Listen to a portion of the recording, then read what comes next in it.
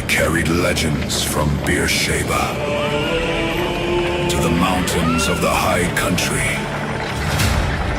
The thunder herd still rides.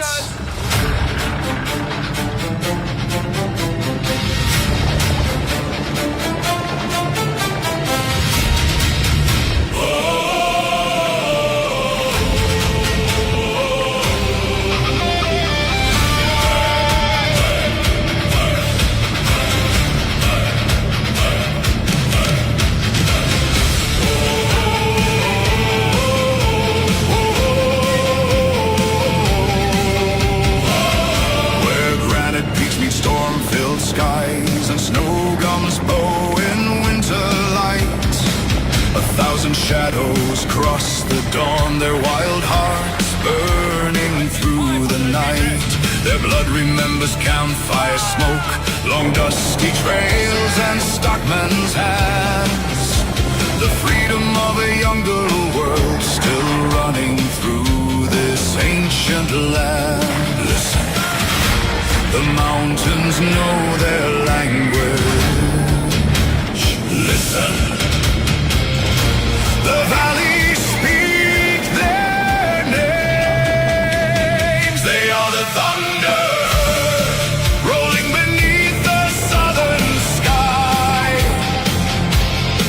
From Beersheba's fields of glory to the mountains standing high, no chains can hold them. No walls contain them. The spirit of the light horse rides. They are the thunder herd, and the mountains know their names.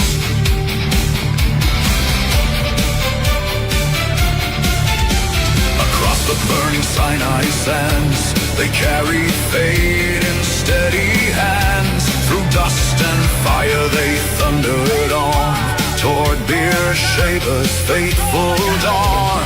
Horse and rider forged as one, a rolling wave against the guns.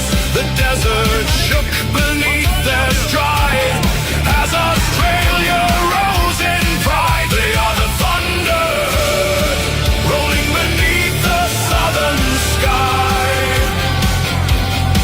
From Beersheba's fields of glory to the mountains standing high, no chains can hold them, no walls contain them. The spirit of the light horse ride. They are the thunder herd, and the mountains know their name. And standing on the highest ridges, when the world below has gone to sleep, the ancient stallions face the darkness, guarding secrets they still keep.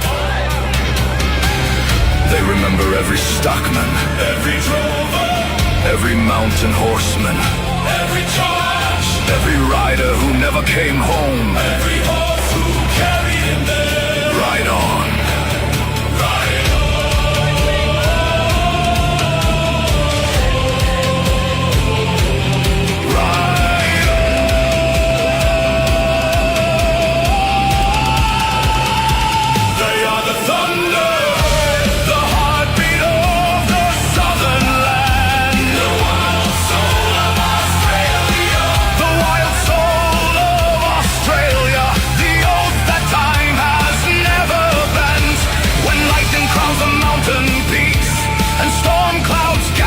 Dark and wide, the spirits of the old light horse still ride beside their stride. No king commands them, no empire owns them, for freedom runs within their blood, as surely as rivers shape the land. They are the thunder.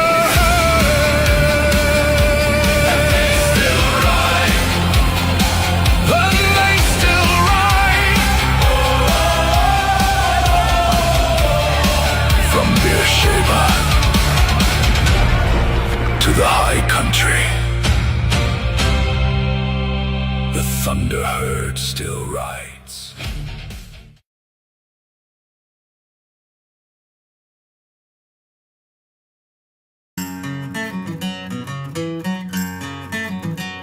Hey, good morning. Well, the South Australian grid has gone back to curtailment, which means they're disposing of energy that is excess to their use, and that's on top of only a few days ago where they were completely short of energy. This is not a suitable way to power the Australian nation.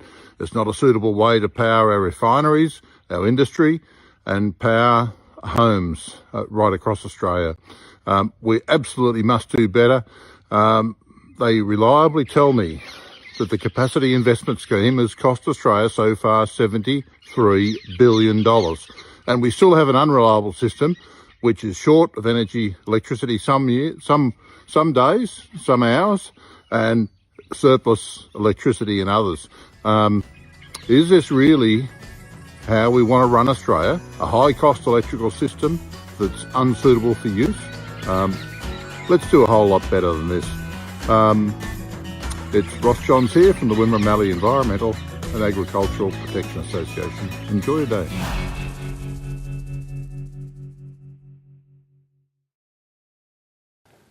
And a very good morning. It's what a beautiful morning on the Gold Coast. We just got back the other day, by the way. We didn't do a show yesterday because of the long drive back from Tumbarumba.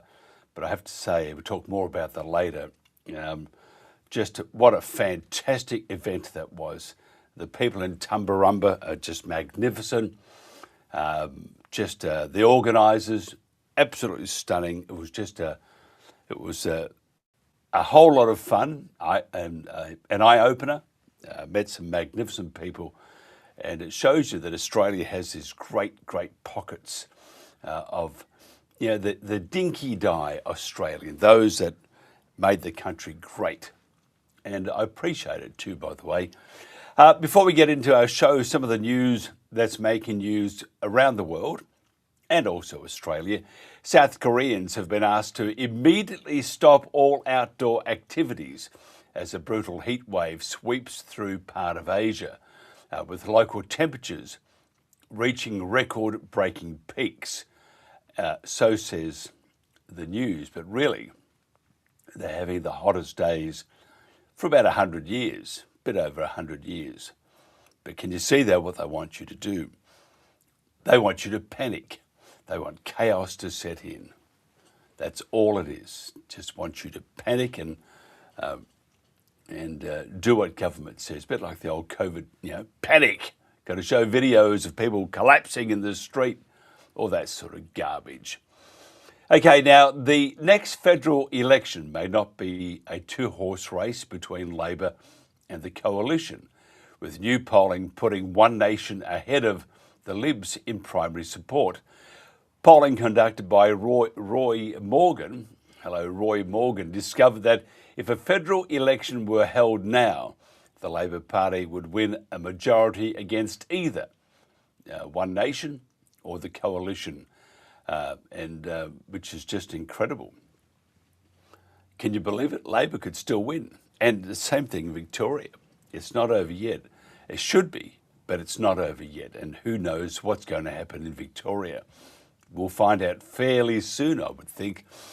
And Australia has recorded its first mass mortality event caused by the H5N1 bird flu, with 74 cases confirmed across the country. Now let's be sensible about this. 74 cases, okay? 74 birds have fallen off the perch, so to speak. Sorry, I shouldn't laugh at those poor birds. But anyway, 74 birds now. In the country there would be, 1 billion, 2 billion, squillions and squillions of birds.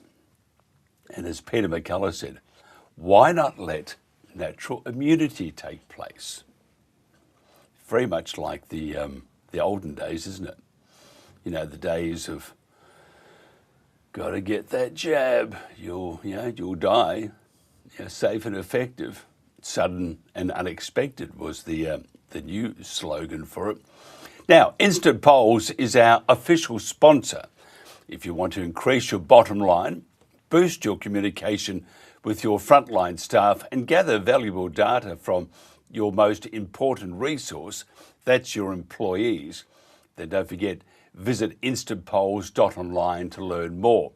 Now, this week's poll on the Country Telegraph is, do you believe government and environmental organisations provide accurate information about feral animals? And I'm just thinking, why are they calling horses feral? Anyway, just use the QR code on our screen to vote. Each vote is secure and anonymous and verified by 2FA. You'll have a week to vote before the result is broadcast on the Country Telegraph after 8 a.m. next Monday. Now, the link will also be published on our Facebook page this morning. Share the link and ask your family and friends to participate. It's a very good poll, this one too. And don't forget, in about 40 minutes time, or maybe a little bit more, we'll have the results from last week's poll. So make your opinion count. This is the Country Telegraph. Hi everyone, in case you don't know who we are, I'm Sam. And I'm Molly from Aussie Hay Runners. As you know, there's a lot of discussion about at the moment of the culling of the brumbies in our national parks. We just want to make one thing clear about our Brumby run on the 15th of August. Aussie Hay Runners are not affiliated with any government organisations and we will not be entering any national park. We will be delivering hay and essential needs to the volunteers who are helping these beautiful creatures. Whatever your views are on the broader issue, these animals play a unique role in our Australian history. Our focus is simple, helping where help is needed. This includes helping our volunteers who dedicate their time, energy and resources. This convoy is only possible thanks to the generosity of our supporters. Thank you for your donations and your continuous support. School 7 Veterinary Clinic and Yarra Valley Veterinary Surgery is helping collect supplies for the rehabilitation works of these horses. Every donation, big and small, is appreciated. We're proud and passionate Australians who believe in lending a hand when it's needed most. Thank you for all your support and we'll keep you updated as our convoy gets underway. Thank you.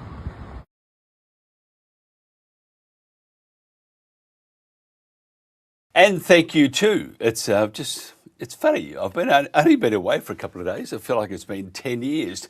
This is the Country Telegraph. Next up, we'll talk to someone who knows all about how to look after the soil, how to look after the future.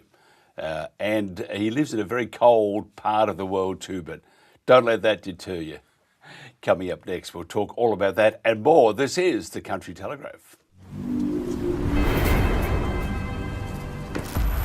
Mount Isa, as we can feel the pressure, these cowboys can harness the energy, they can feel the excitement. Think about what's going through this cowboy's mind.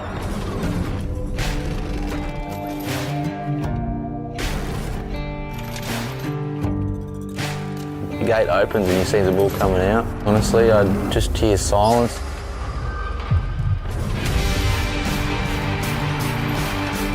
Seven different emotions go through you in about 10 seconds and then they go on repeat. This is when it hits another level of energy. To be a rodeo cowboy, you want a bit of gravel in your gut. Typical cowboy, obviously half mad.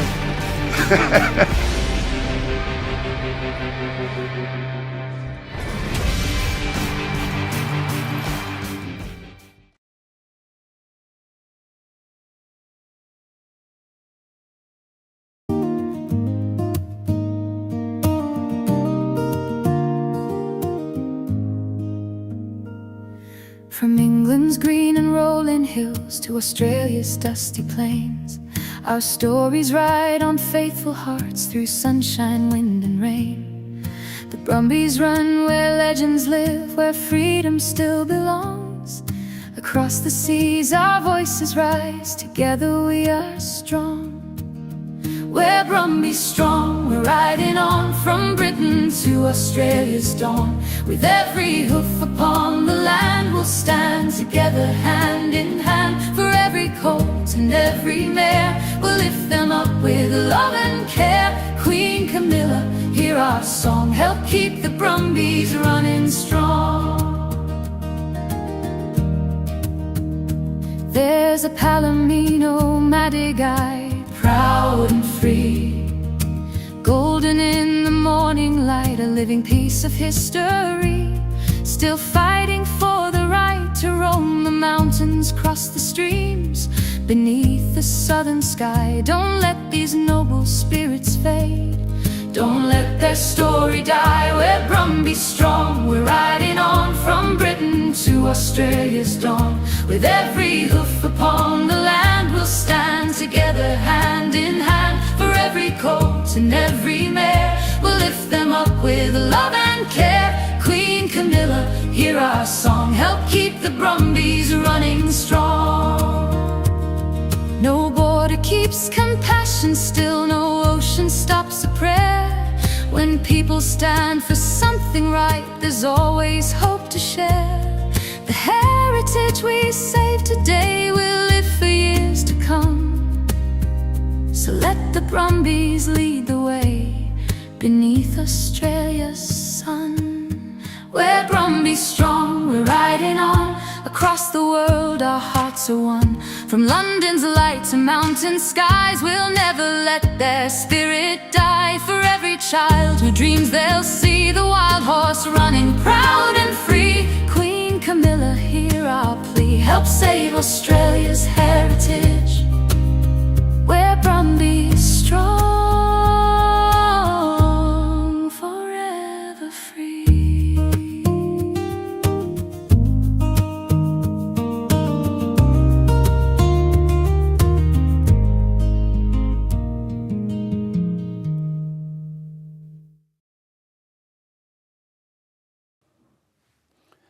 Great track there too from Mariah Carey from in the UK, and Brumby Strong.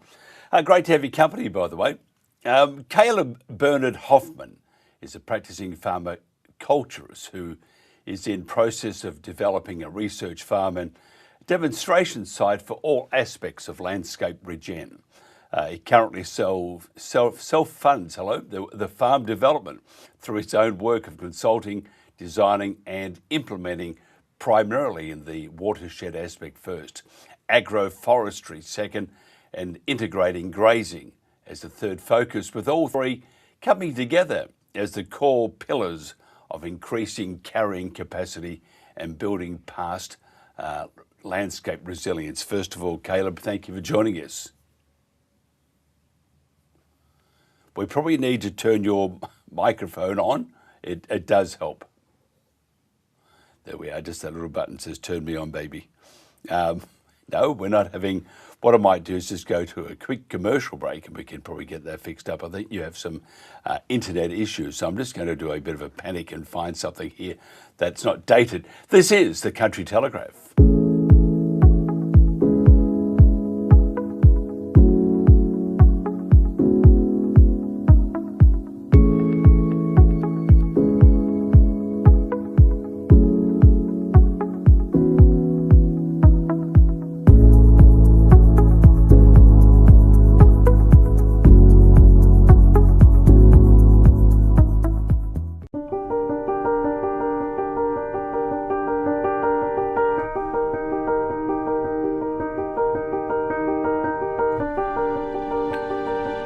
The king may rule over land and sea.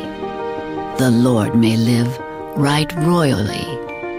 The soldier ride in pomp and pride.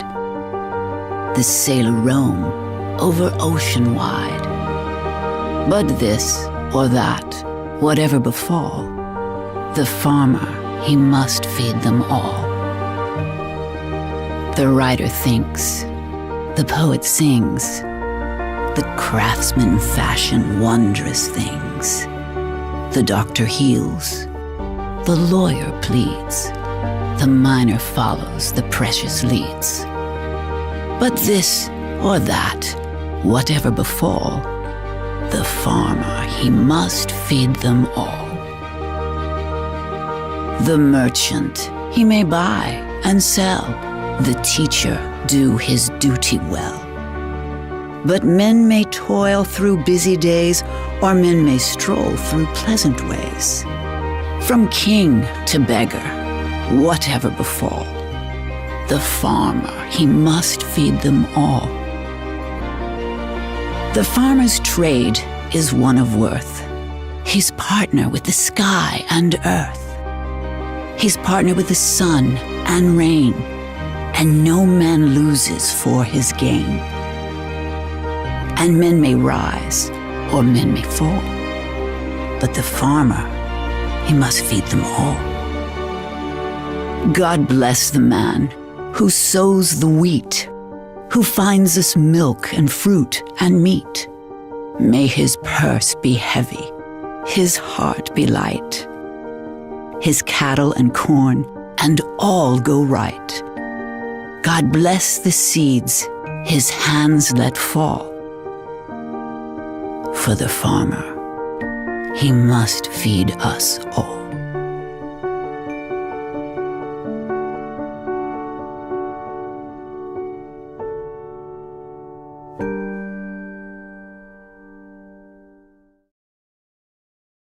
Hi everyone, Emma Bowman here, standing at the Sandy Lane, the main energy hub for the Central West Orana Res. That is all the infrastructure that you can see behind me. Further to the north of that is the accommodation camp. Now, if you're wondering what it's like to live in this area, prepare yourself for a massive influx in traffic. The camp running on diesel generators 24/7, pollution into your river, which we've already had water running off the construction site into the Talbragar River. And if you think that you are going to get lots of local jobs, lots of money spent in the region, think again. The accommodation camp here at Marothery will be for 1,200 people when it is fully constructed. It has a full kitchen, wet mess, football field, undercover sports field, gym. Why would you need to go anywhere else when you've got better services than our towns have?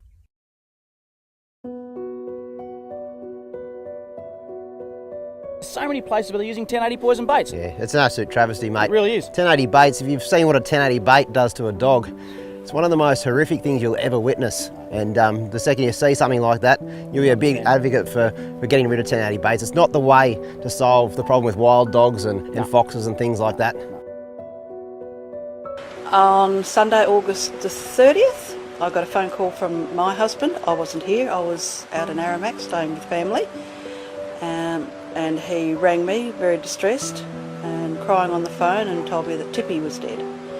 And he then described to me how that happened. He said he was inside, heard Tippy outside yelping, which progressively went and rapidly went to screaming, and he was thrashing him, throwing himself around. He went under my car, which is parked on the veranda in a carport, threw himself under the car and up under the wheel arch, obviously looking for sanctuary. Greg tried to grab him and got hold of his leg, and as he did that, he just dropped dead. So he rang me and told me about this, so I was obviously quite distraught as well. And then he had to go into town, into Bundaberg, to pick up for a pre-arranged appointment. And when he came home a couple of hours later, Faye, our Maremma dog, was also dead. So within a couple of hours, we're not sure, any time between 9:30 and midday is when she died on that morning. So yeah, Greg took them to bury them, and he took Ted with him when he buried these two dogs, and Ted was there with him. And after Greg finished burying them, he wouldn't leave. He just laid, he sat, moved around. He wouldn't leave the gravesite. So Greg had to literally pick him up and take him away. So he knew his mates were in there. So yeah, sorry. 1080 is not a humane poison, and despite people's claims that it is humane, we now recognise that that's not the case. It's not good enough to pretend to ourselves that it's humane and keep on doing the same old thing that we've been doing for years. There's no excuse to keep on using a poison that is not humane and that we know is not humane.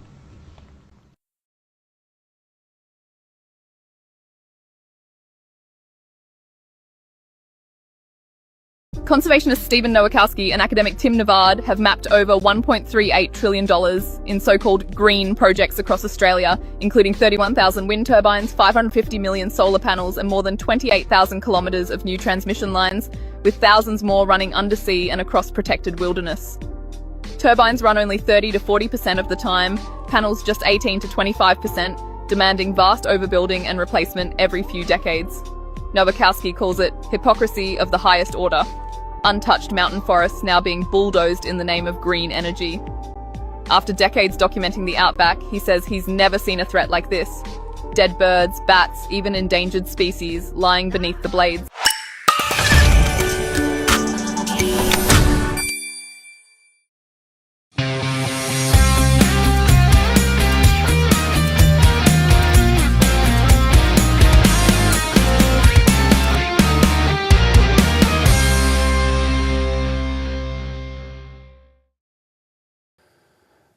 And welcome back to the Country Telegraph. A couple of issues there.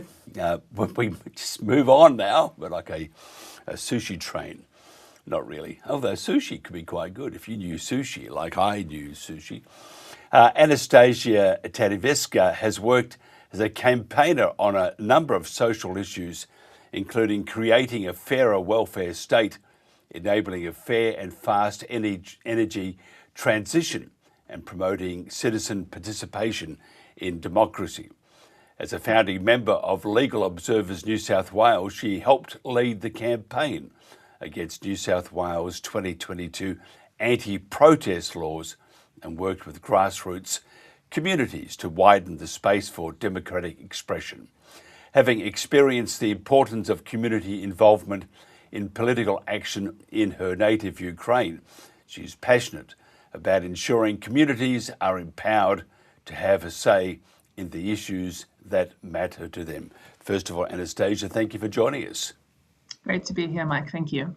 Tell me about the Australian Democracy Network.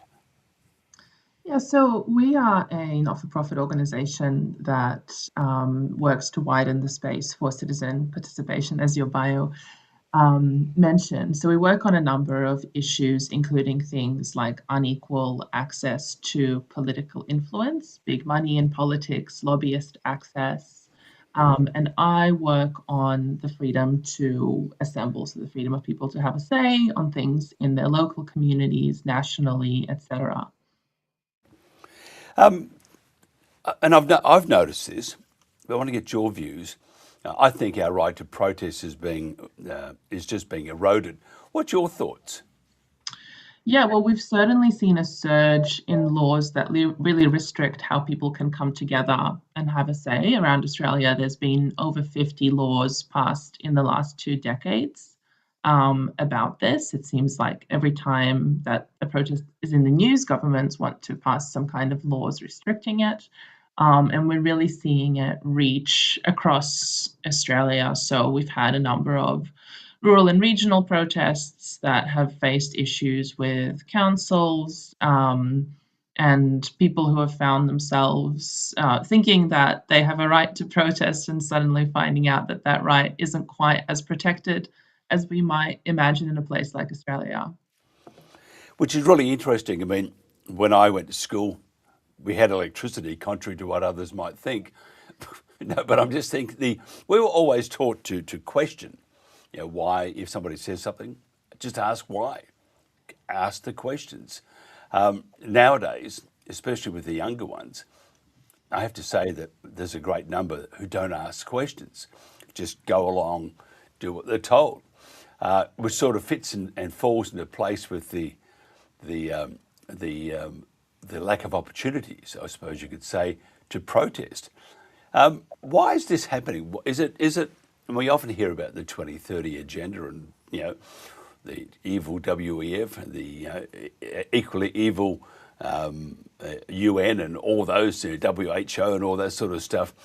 If you curtail objections or people having a say, saying we don't like that as a community, it would probably point that before too long we're going to be living in a very, very dystopian world, aren't we? It is a slippery slope issue, because often the way that these restrictions get argued into law is saying, well, we needed to keep people safe and people can't be trusted to go out on the streets and, not cause a riot or whatever it might be, or the idea that some obstruction to traffic is going to bring the whole city down. I think often the way that communities are talked about by governments is often quite condescending when it comes to this issue. There's this idea that people can't manage a march through the city by themselves, or people can't manage a protest in a local park in places like Bathurst by themselves, which was an issue we just had last week.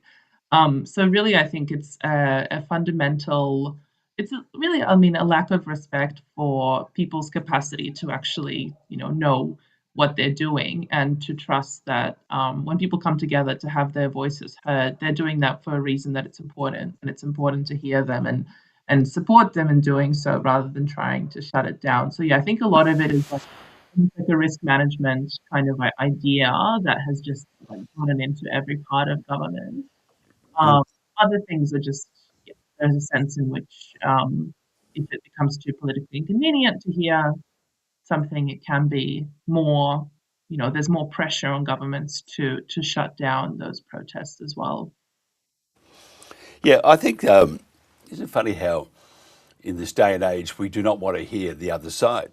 I mean, even when we ran a story on the ISC, which I think is a terrible organisation, the Invasive Species Council, and truly the first night we put out a report, we get this message saying, you must remove all your stuff, never use that platform again. You must call Jack Goff. And I thought, that's really interesting. And then we have people within, the Brumby movement who would like us to shut up too. Don't talk about that. Don't do that. It's sort of permeating, isn't it, throughout the whole of society, our tolerance for hearing someone else's opinion, which is how we got to this point of time, by the way. It's just diminishing, and that's very scary. I mean, you don't have to be a democratic society to notice how scary it is.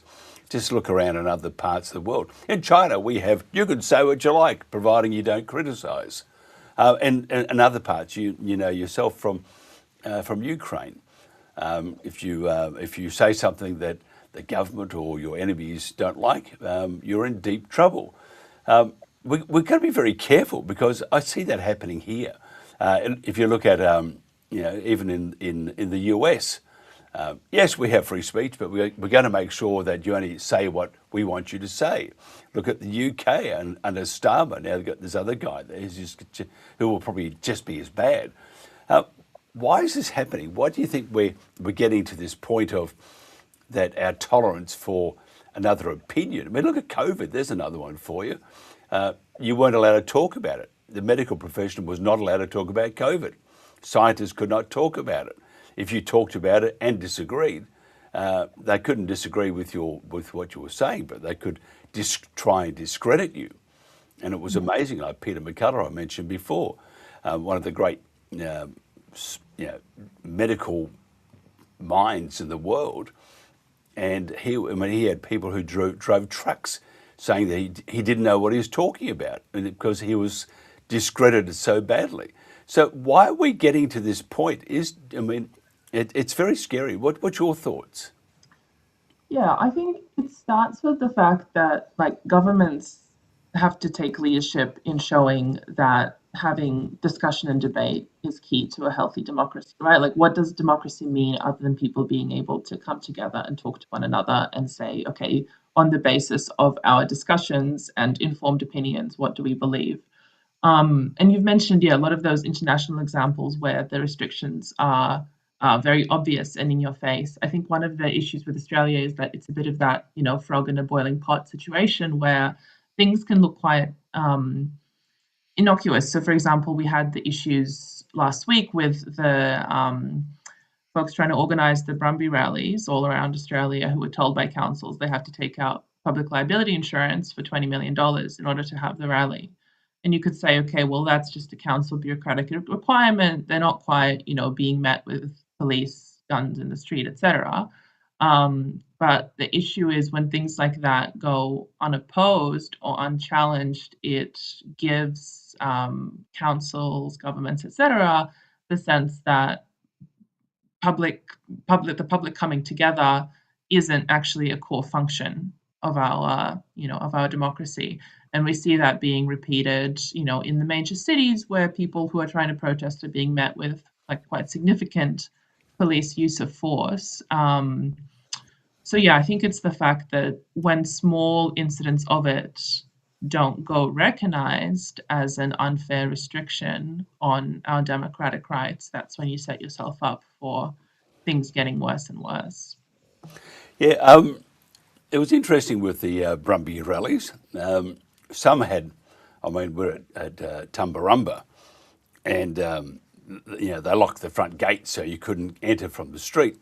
And there was a reason apparently for that, because of the heavy trucks going down the main stretch. We didn't want anybody squished like a crepe. So I understood that part, but they made the showgrounds available and it was pretty good, but that's a different community.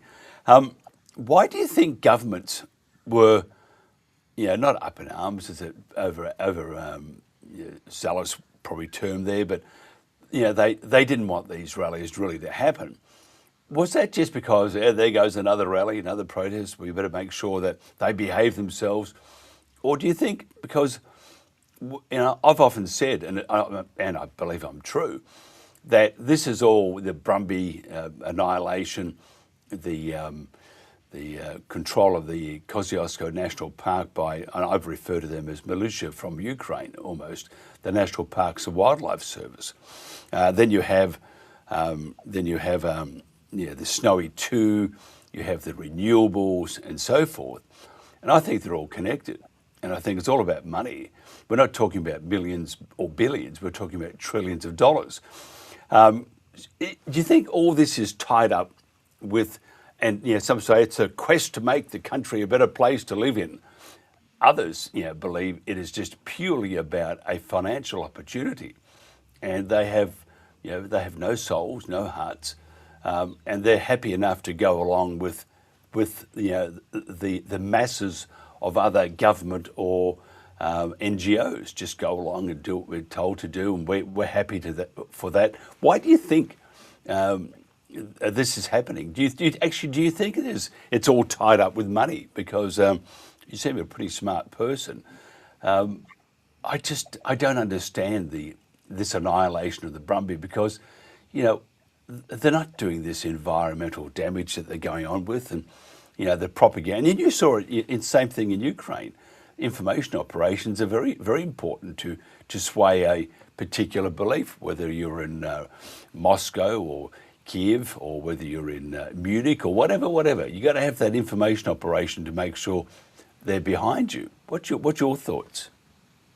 Yeah, my focus is on the protest part of it specifically, but I would say when it comes to the money question there, councils, the justification that they gave for needing public liability insurance is, well, if someone, falls over in a park during a rally, then we're going to be sued for it, potentially.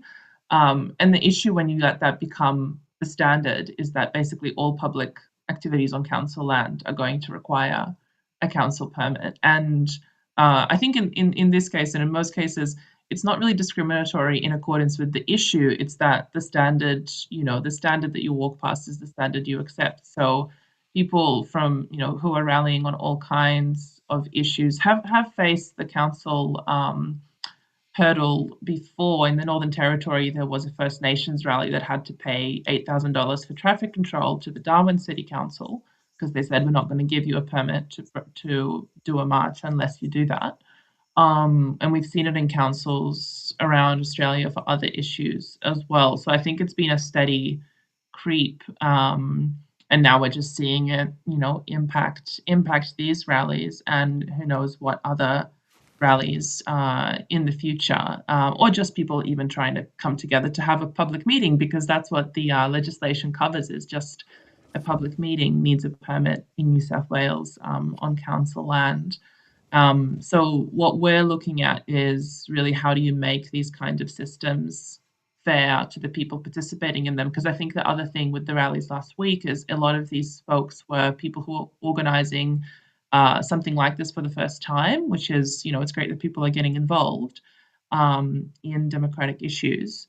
But when you're sent, communication from a council saying you have to do X, Y, Z, you don't necessarily have the knowledge and confidence about those rules. You're not going to go into, the 60, 50-page council bylaw documents and find out what you're meant to be doing. Like, it's just the bureaucratic red tape kind of thing that becomes a sort of suppression of protest by default. So what we really need is just a very clear statement that this is a core part of our democracy. It needs to be protected. Councils should facilitate protest instead of trying to, by proxy, intimidate people out of it by pointing to these unreasonable financial requirements. Can you give me an example of the how expensive public liability insurance is, and considering that the people organising these things were, they're not that experienced in insurance matters and stuff like that. They're just trying to do something good. Yeah, so what we heard from speaking to people involved was that someone was quoted $2,000 for the public liability insurance, which was provided through council. Another person was quoted $1,000. And mind you, this is probably for a 2-3 hour max one-time meeting. It just lasts for the event. It's not like a thing you can take out for the whole year if you're not an organization. So that's obviously a pretty high price tag to put on being able to have your voice heard. Can you, I just want to know, so it doesn't really matter, I suppose, what size, would that be correct? What size of rally? Yeah, what size, if there's a rally there, if there's like 6 people or 50 people. Oh, absolutely, yeah. So what about those who have families that go there for a picnic and you have 10 people? Do they have to pay insurance? Well, it begs the question, doesn't it? It does beg the question. It almost seems like when you tell the council that you're doing something political, there's another rule for you versus doing the exact same number of people gathering in a park for a non-political reason. So, yeah, it's questionable why councils have chosen to enforce it in that way. And it takes me right back to what I was saying before. I think it's just censorship and it's control. And anybody that wants to question authority, we're going to make it bloody hard for you. Tell me, what do you think the best approach is if you're planning a rally? Yeah, so the best practice for these kinds of systems, which the point of giving authorities notification of a rally is ideally so that they can support that to happen. So things like making sure there's not, traffic. You mentioned the traffic management issue yourself. People want to make sure that they're working reasonably with the needs of others in the community. And these systems that are normally called notification systems should aim to do that. So they should provide every incentive for people to get in touch with authorities and say, hey, I'm doing X, Y, Z. Can you help facilitate it? The issue is when those systems turn into authorization systems. So when you need a permit to protest, that's when it becomes something that people don't want to participate in. One, because if they tell authorities about their rally, they could get penalized, which is what we sort of saw happen with some of these Brumby Council interactions.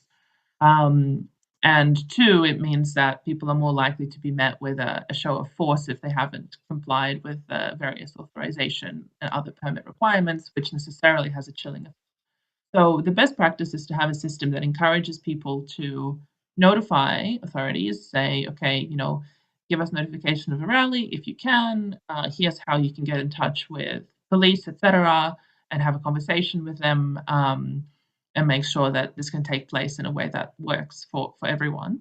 And to not have penalties attached to not engaging in that. And the other thing is also that we need to have some room for spontaneous protests, right? It's just not always going to be practical to tell police if something has happened, if something is urgent, if the organizers they might not know that there's a way to get in touch with authorities. There has to be some accommodation for spontaneous rallies within those systems as well, which we do see in similar systems in places like the UK. So having basically designing the system around the question of what will make people more likely to talk to authorities and make sure that they can work together. Yeah, it's it'd be a great pity because if you go back to the suppose, late 60s, 70s, and then onward, protests, I mean, they're a bit boisterous, a bit loud, no real damage done, except for those that don't agree, because they got a louder voice than you then, and it's like, I don't want to hear that. They should be stopped. You know, whether it's Gaza or whether whatever. I think part of a democracy is the right to have a collective voice and to say something, that if you don't agree with something, providing you're peaceful, you can be noisy, you're allowed to be noisy. They do that in football, so you can do it in a protest. Then protest should be allowed, and we should encourage it, because we need to always question, you know, what's happening, why it's happening, you know, where it's going, all that sort of stuff. We need to actually question. Anastasia, if somebody wants to find out more about your organisation, how do they do that? Yeah, well, they can visit our website, australiandemocracynetwork.org.au. We're also on Instagram, and we have actually a newsletter that I send out every 2 months with updates about what's happening in protest rights around the country. So it's called the Protest Rights Wrap. So welcome to subscribe to that. Absolutely brilliant. Look, I appreciate your time. Thank you for coming on. I have a billion more questions I'd like to ask you, so we probably will extend the invitation for another conflab between you and I, because, I mean, the erosion of our rights, and it is happening. Look at the farmers, as one example. We need to ensure that we maintain democracy as we should, and we need to. And you've had experience of that. We need to guard it with our lives. Otherwise, you'll end up in a war, and we don't want that, do we? Thank you so much for your time. Appreciate it very much. This is the Country Telegraph. The snowy mountains, a vast, untamed wilderness where, for over 2 centuries, a remarkable creature has carved out a life against the harsh realities of nature. The wild brumby. These majestic herds, bonded by blood and fierce loyalty, are a living piece of our heritage. They wake with the sun, navigating the rugged terrain with a grace that has come to define the very spirit of the high country. But today, the silence of this sanctuary is broken, not by the forces of nature, but by the hand of man. A shadow has fallen over Kosciuszko. A 3-month aerial shooting campaign has begun. Imagine the terror, driven from the shelter of the bush by quad bikes, forced directly into the open and into the firing line of helicopters. These family units running to the point of utter exhaustion, desperate to protect their young, only to face an agonizing end. Trapping operations have been halted, humane rehoming efforts silenced. This is no longer management. It is a tragedy unfolding in the heart of our wilderness. Around the world, other nations have found another way. Humane alternatives exist, paths of compassion that respect both the land and the lives within it. Millions of dollars, now spent on eradication, could instead fund a gentler, more civilized future. The heritage of these wild horses cannot be reduced to a line item in a budget. The world is watching. We cannot let silence stand for cruelty. The Australian Labor government must hear our collective voice before the high country falls permanently silent. Stand for those who cannot speak for themselves. We need to talk about a situation that's been developing in Australia. How our government has been fed lies and now we are facing failure. Our native horses being shot from helicopters and they call this humane. 15 bullets is called overkill, yet some of them take days to die. While our native horses are being shot from the skies, our politicians spin more lies. The numbers they've been fed comes from muddling on rabbits. The politicians swan around and call us stupid Brumby advocates. We have to fight to save the Brumbies. The numbers are dwindling to the ground. I will never stop until we move them from this living hell. Otherwise, there will be no more around. I've written near on 40 pages now and submitted it to court, talking about how inhumane it is for a horse to take days to die. We are in 2026, what the fuck is wrong with us? That a cognitive neuroscientist has to write a report explaining why it's inhumane to leave an animal to die. The ISC say Brumbies are killing our environment, while Snowy 2.0 is having oopsies. Tell me who kills the environment more, us or them? We have to fight to save the Brumbies. Their numbers are dwindling to the ground. I will never stop until we move them from this living hell. Otherwise, there will be no more around. I'm starting to regret being an Australian, because everything I've seen from this government lately is everything that is wrong with man. I will not stop, I will not lay down. I will come marching for you with my intelligence and my arguments and anything I can. If you're with us, then stay with us. Don't fight amongst yourselves. I don't give a shit about what he said, she said. What I care about is now. This is bullshit, and I won't stand for it. Our government's lack of transparency is killing me.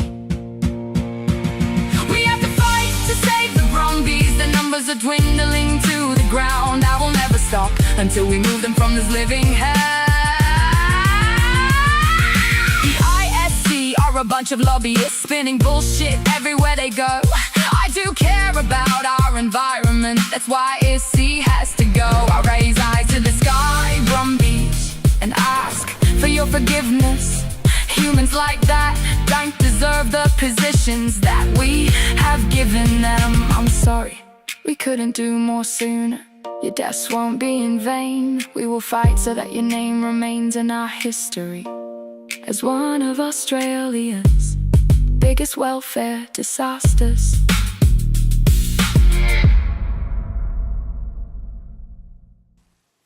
And welcome back to the Country Telegraph. Before we get into the next hour, let's find out what's happening around the world and around Australia. Let's see the hysteria at the moment. South Koreans have been asked to immediately stop all outdoor activities as a brutal heat wave sweeps through parts of Asia, with local temperatures reaching record-breaking peaks. I think 1904 was when it reached that. So the hysteria is just showing you that history does repeat. You know, we're not all going to boil just yet. The next federal election may not be a two-horse race between Labor and the Coalition, with new polling putting One Nation ahead of the Liberals in primary support. Polling conducted by Roy Morgan discovered that if a federal election were held now, the Labor Party would win a majority against either One Nation or the Coalition. Australia has recorded its first mass mortality event caused by the H5N1 bird flu, with 74 cases now confirmed across the country. The good news is, though, the other 432 billion birds are fine, but 74. Sorry, I'm being quite rude, quite flippant. Instant Polls, by the way, is our official sponsor. If you want to increase your bottom line, boost your communication with frontline staff and gather valuable data from your most important resource, your employees, then visit Instantpolls.online to learn more. Now, last week's poll on the Country Telegraph was, do you want the Brumby cull to stop immediately? It's, do you want the country, do you want the Brumby cull to stop immediately? Now, the results, as I'm going through the pages here, there's a whole stack of them. A large number of votes were recorded, making it a significant result. And thank you for all those that did vote, because it is an important poll. In terms of responses, the majority of participants, 98.65% chose absolutely and permanently as their answer. A small percentage of respondents answered no, that was 0.99%, unsure, 0.25%, and don't care, don't give a rat's, 0.12%. The demographic breakdown shows varying response patterns across different age groups. Now, the age group 50 to 59 had the highest number of absolutely and permanently responses, followed by the age bracket of 60 to 69. The youngest age group, 16 to 20, had the least number of responses, which is quite alarming, because because we need the younger ones to be questioning. Females predominantly chose absolutely and permanently, while males had fewer responses for the same option. Now, across different states, New South Wales, they had the highest number of absolutely and permanently responses, followed then by Victoria and Queensland. The Northern Territory had the lowest participation. So that was our poll, which is, it's very interesting, isn't it, if you think about it. We're banging on about it. We think that the cull should stop immediately. Now, there is no evidence at all on what they're saying that the horse is doing. Zero evidence, just absolute propaganda. And we know that and they know that, but the machine is well oiled because they're backed and financed by the New South Wales state government. You also have the federal government double dipping, and we also have carbon offsets, which we'll talk about a little bit later in this hour. So all very interesting. And I think, in my own humble opinion, it would seem that government has not stopped smelling. It stinks to high hell.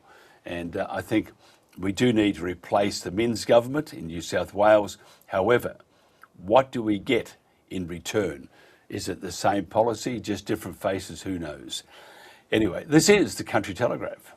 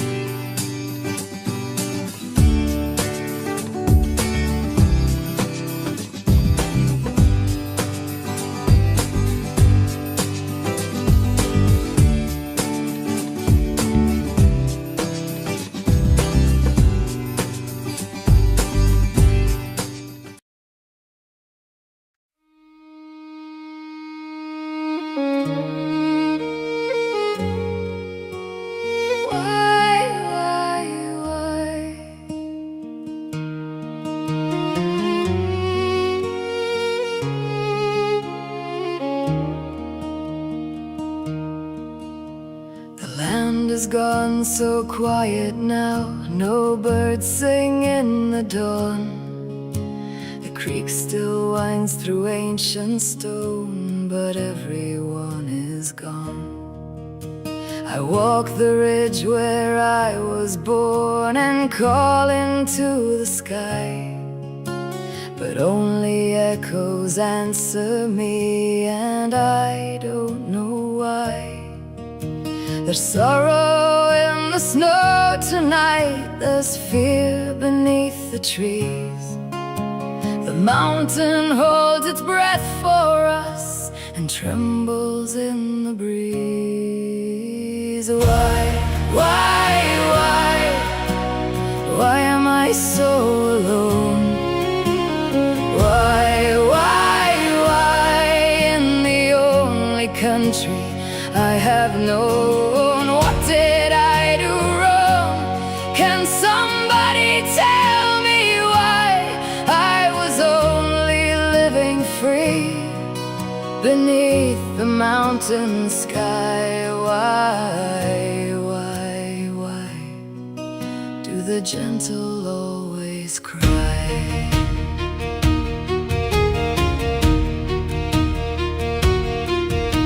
They speak of me in hard words now, as if I have no name, as if my heart is not a heart, as if I feel no pain. But I have loved our country well, the grass is rain and stone. I carried life across these hills and never walked alone. My mother's breath is in this wind, my father's in this ground. The bloodline of the mountain horse still echoes all around.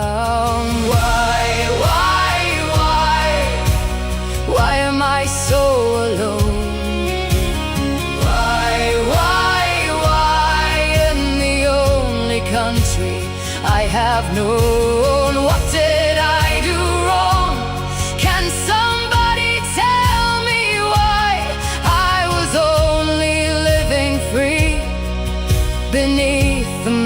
mountain sky. Why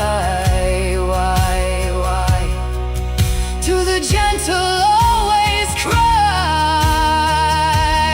I remember my mother's shadow moving softly through the snow. I remember running beside her where the mountain rivers flow. Now I call into the silence and only echoes reply. The wind knows where they've gone, but she won't tell me why. The valley wears a heavy grief, the stars seem far away. Every sound upon the mountain makes me fear another day. I never wanted anything but to stay where I belong. I only knew the ancient pathways, the rivers and the songs. And if you walk these mountains with me, you might understand the love a heart can carry for both family and land.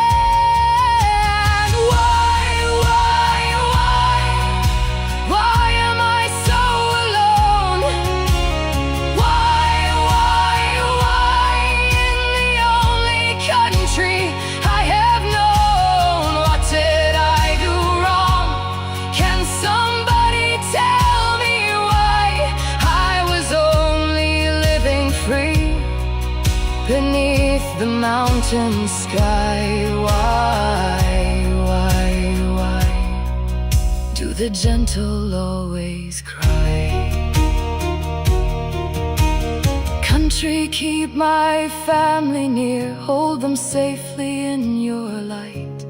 If they wander through the darkness, guide them gently through the night. And if one heart still remembers, if one voice still sings our song, then perhaps we're not forgotten, and perhaps we still belong.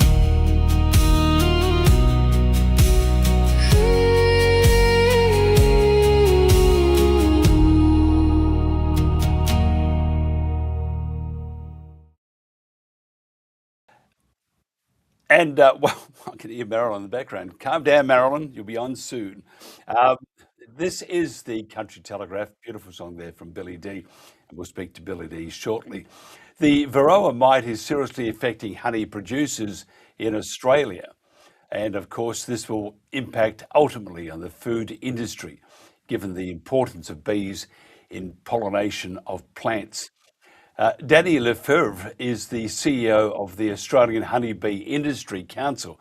Danny has been a commercial beekeeper for 15 years with the Australian Bee Services, the ABS, and is experienced in providing pollination services and honey production in South Australia. Danny has been involved in the primary industries his whole career with a strong background in agricultural science, RD&E, research and development, and agribusiness consultancy. He is passionate about rural industries, and in particular the honeybee industry. First of all, Danny, thank you for joining us. Good morning. How serious is it at the moment for our bees, and not only for the bees, but for Australia?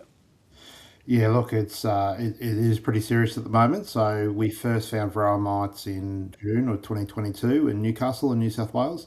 It's since spread throughout New South Wales into Queensland, Victoria and South Australia.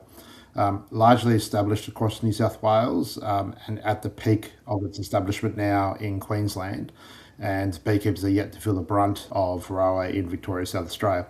Through New South Wales, the feral bees, which are those unmanaged colonies in the landscape, have largely disappeared because varroa mite, left unmanaged, does kill hives. And so now we're starting to see those effects on those pollination-dependent industries where there's a lack of pollination through what they previously enjoyed as free pollination services from those feral bees. just in layman's terms, what happens to what can we expect if the bee and the elimination of the bee, the honeybee, keeps moving in the same in that direction it's taking now? What happens to the rest of Australia? Yeah, sure. So we know varroa mites, like I said, when they're not managed by a beekeeper, will kill a colony. So we know in Australia we have really high levels of feral bees in the landscape, which do nothing for the beekeepers and do nothing for the environment, but it has provided free pollination services for growers for many, many years.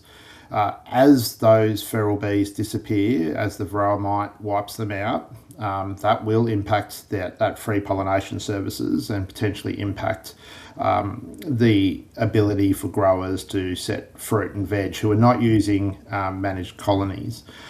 The impact on managed colonies, the 850,000 colonies that are managed by the 46,000 beekeepers across the country. What we've seen globally as the varroa mite enters the country and starts establishing is we do see a downturn. We know in New South Wales already, since we started learning to live with varroa, that 35% of those commercial beekeepers, those beekeepers that are managing 50 hives or more, have deregistered and potentially left the industry. We know that around 40% of Queensland beekeepers are talking about leaving in the next 12, 24 months. So we are going to see a significant downturn in the industry. It's terrible. And there's other things too. Fake honey, I've been finding out more about, which supermarkets are pushing, which is despicable to say the least. But what does the AHBIC believe needs to be done now? You have an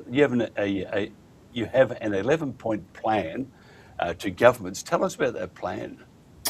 So we've had a lot of support requests from industry that have been going to government by individuals, and so there hasn't been a lot of clarity of what beekeepers need as support to keep them in the business.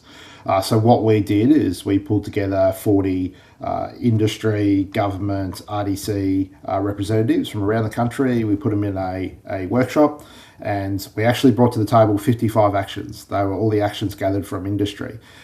We went through each of those actions, stress test them, see if they were deliverable, impactful, and distilled those down to 11 actions that we then brought to the decision makers within government. So last week we had a decision makers roundtable where we had the higher level decision makers in each of the jurisdictions come to the table, and RDCs in industry, and work through those actions, and we were seeking agreement or in principle agreement to those actions. Unfortunately, those decision makers came to the table. They didn't provide any new money or any new activities, and just stated the existing activities that they're already delivering, which isn't enough to keep beekeepers in the game at the moment. Why didn't they do more? I mean, truly, if they, I won't say that, it's rude. So just the simple question, why didn't they do more? Look, it's a real a problem in that where we are sitting at the moment with varroa, we don't sit in any existing government frameworks. So we are now moved out of a biosecurity emergency response framework where funds can be released relatively easily.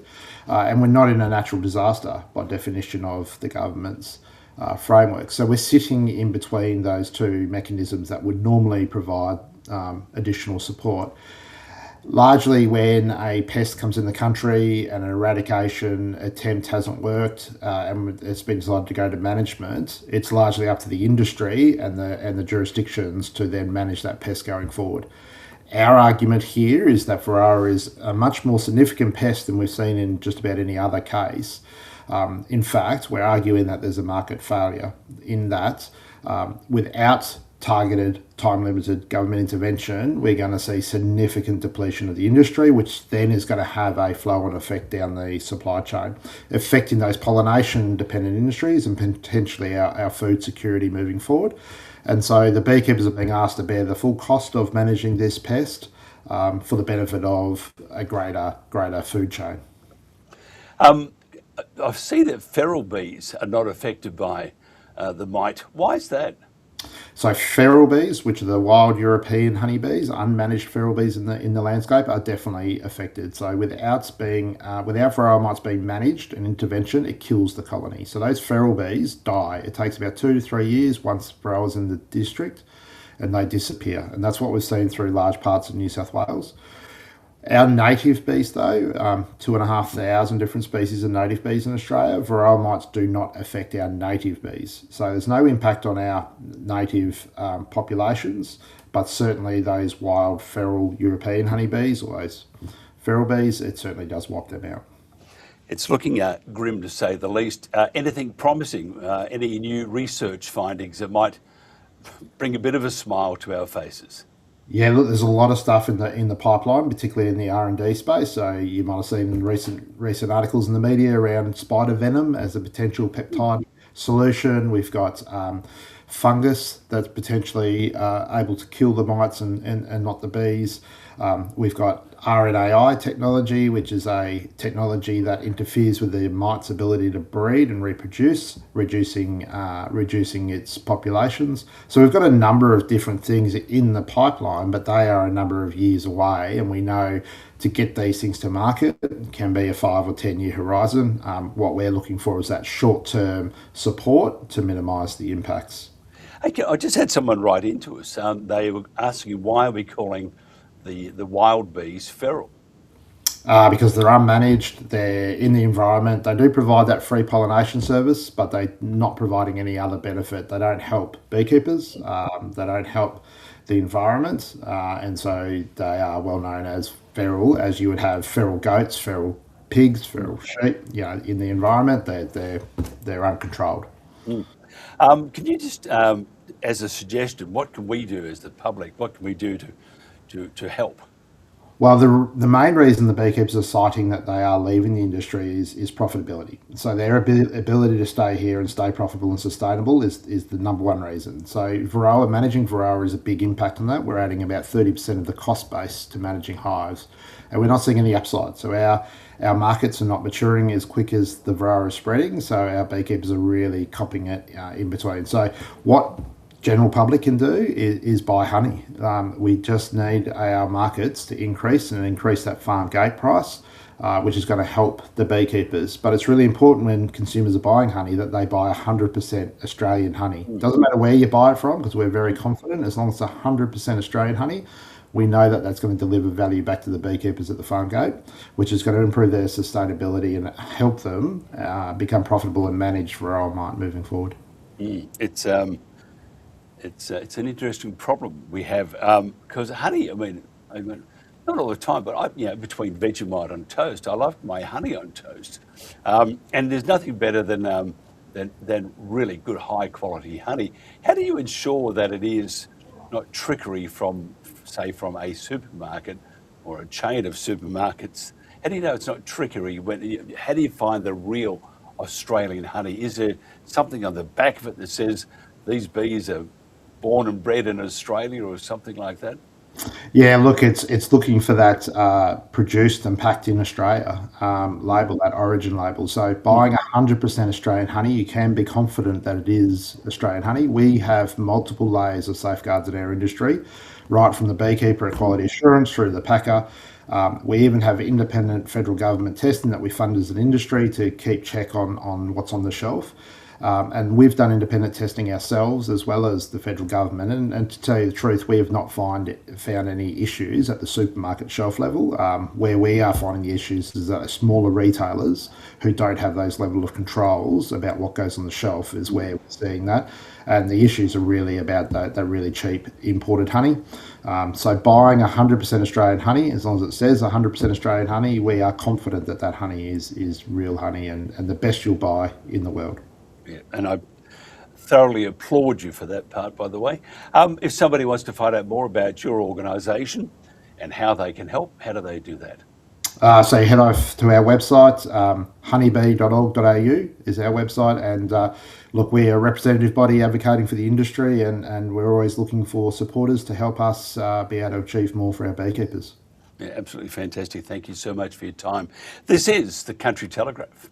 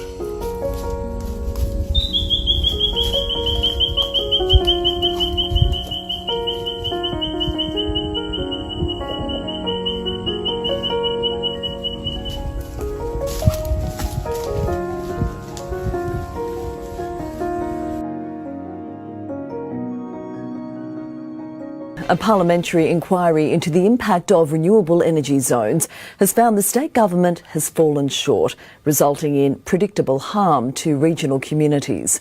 One farmer who's set to have a transmission line built through her property is now pleading for decision makers to stop, pause and review. Unsatisfactory, devoid of clear timelines, deliverables and accountability. That's how a parliamentary inquiry committee has described the state government's 5 renewable energy zone projects in a report handed down yesterday. It's very damning of the process. It's very damning of the Labor government and how they've rolled this out. Alison McPhee says her farm at Gundy is set to be split in 2 by a transmission line as part of the New England Res. Nearby Rukul residents also bracing for the impacts of construction. So you're going to have massive amounts of heavy traffic on these roads. She claims what's been seen so far at the Central West Orana Res has left Upper Hunter residents uneasy about what's to come. We've got koala colonies up here, we have wedge-tailed eagles which don't like transmission lines. Alison adding, residents near Armidale have told her they now fear the disruption will all be for nothing. Well, they've had a major withdrawal of a wind farm, which is by Squadron, so Twiggy's one, and it's just they've no longer got interest. The Parliamentary Inquiry Committee has now made 16 recommendations, among them expanding the social impact assessment process. These communities that are hosting it deserve better outcomes through that. They deserve more jobs, they deserve infrastructure. The councils need some more support and community benefits need to flow. Energy Co responded it's committed to engagement with communities and delivering long-term benefits. The Energy Minister adding, we will continue improving the way projects are delivered. I think it's time the government stopped pretending that it's all good and actually really started to address the issues.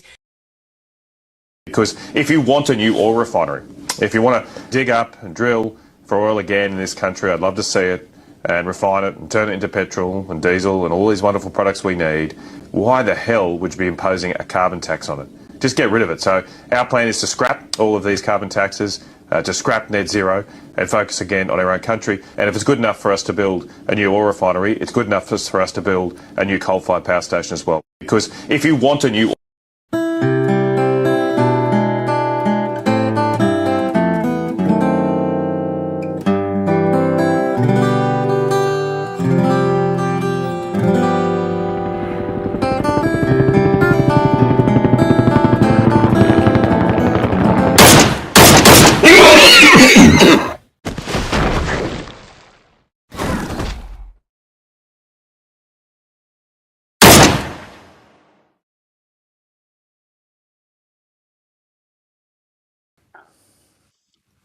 very graphic, but very, I think we need actually not the ones that follow the Brumbies, which my next 2 guests are going to talk about, but we need the general population to get involved. The apathy at the moment is quite disturbing, to say the least. Not those that love these animals, that are trying to do what they can to save their lives, and everybody within the Brumby community is trying to do that one thing, save their lives. It is, though, however, in my own opinion, like an octopus, just tentacles everywhere. And those tentacles are fighting with each other. You've got to stop playing right in the hands of government and ISC and all those. You will only succeed if you, 1, tell more people, and secondly, act as a collective. There are no queens or kings in this, should be no kings or queens, because that distracts entirely the focus on what we should be doing. What we should be doing is focusing entirely on the Brumby, not ourselves. That's just my thoughts after having been to the Snowies and watching all the socials. It's we've got to get back on track. Simple as that. As for us, we take no sides. There is no side except that of the Brumby anyway. So let's all pull our heads in some, who I'm referring to, and just move forward as a collective. not as kingmakers or queen makers or the ruler of the universe. We have one of those, and that's Donald Trump. It's scary, but he wants to be that. He wants everything. Marilyn Nuske is a principal lawyer, animal rights lawyer, and founder of Brumby Action Group. Now, Marilyn has been involved in animal conservation work for 15 years, as well as her work in advocating for Brumbies. She's been involved in dingo conservation also. We've asked Marilyn to explain what many of us have heard about Snowy Hydro 2.0 and how the environmental destruction of this project is offset and how this has driven policy on the Brumbies, the Kosciuszko National Park. It seems to make little sense that on one side, environmental destruction is wholly excused and offset by the mass killing of animals whose impact on the environment could be negligible or unproven. No evidence, by the way, in the case of the Brumbies. Marilyn, thanks for joining me. Hi, Mike. And is it cold today in Castlemaine? It's not too bad. It's about 5 degrees. Isn't that terrible? I mean, I can expect that in the Snowies, but anywhere else in this country, I would rather have about 31 every day, maybe 34 at times, barbecue, that sort of stuff, boardies, board shorts, T-shirt. Where you are, you're trying to copy the Snowies, I'm sure, make it really, really cold. I'm happy if it's 10 degrees, Mike. Yeah, and none of that attire that I was talking about would ever be worn if I lived in although you get very warm in summer, and so does the snow. It does. But at the moment, when we did the broadcast at Tumbarumba, I have to tell you, we have a convertible, and it looked like kind of an Ashton's tent covered in snow. It was not snow, but ice. It was just so cold. Can you explain? Because Jen and I and others, and Brett Smith even, have talked about carbon offsets. And he's an ex-detective, and he's going, oh, hello. How do they apply to the Kosciuszko National Park? Oh, Mike, I'll do my best. When I first started looking into it, it was one thing. But when it's like any sort of research, I've got a mountain of papers now, and I haven't read them all, but I've been able to get an overview of what's actually happening. I'm going to have to take off my glass. I still haven't had my reading glasses prepared, so I have to sort of do this thing. So I just want to start by saying it's what they're calling it the Kosciuszko offset strategy, and that was developed in about 2018. And conversely, National Parks and Wildlife Services developed offset projects. As we all know, Snowy 2 is the largest renewable energy project in Australia. So there were two set of guidelines developed for the provision of Snowy 2 main offsets. They're really calling them biodiversity offsets, and they're delivered in a like-for-like conservation action, as they describe them. And it's primarily to deliver benefits to threatened species or ecological communities impacted by the Snowy 2 work. So it's basically about the impact of Snowy 2 work. So it is like a carbon offset, but they're calling it a biodiversity offset.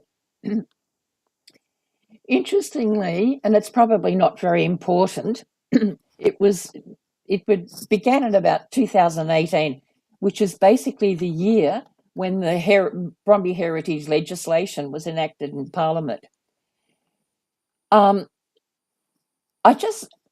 I've reviewed a lot of the documents, and there's a few things that come out primarily is that the potential conservation matter that seems to be about Brumbies primarily is an allegation, and I call it that, innocent until proven guilty, is that the Brumbies harm alpine sphagnum bogs and associated fens. Now, we've all heard about that and seen photos, that is, people who've been following these issues.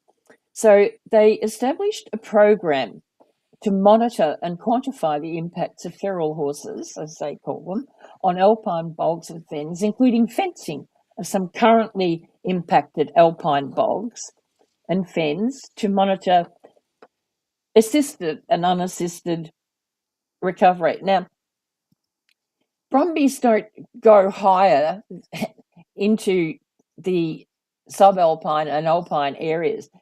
These areas are 1,600 to 2,175 metres above sea level. So that for a start, but you've also got the alpine oak skink, where brumbies are mentioned, for evidence of direct disturbance and understand the impacts of feral horses on the species habitats. It amazes me because when you get deeper down, and I hope we've got time, so we've got the strategy and the project.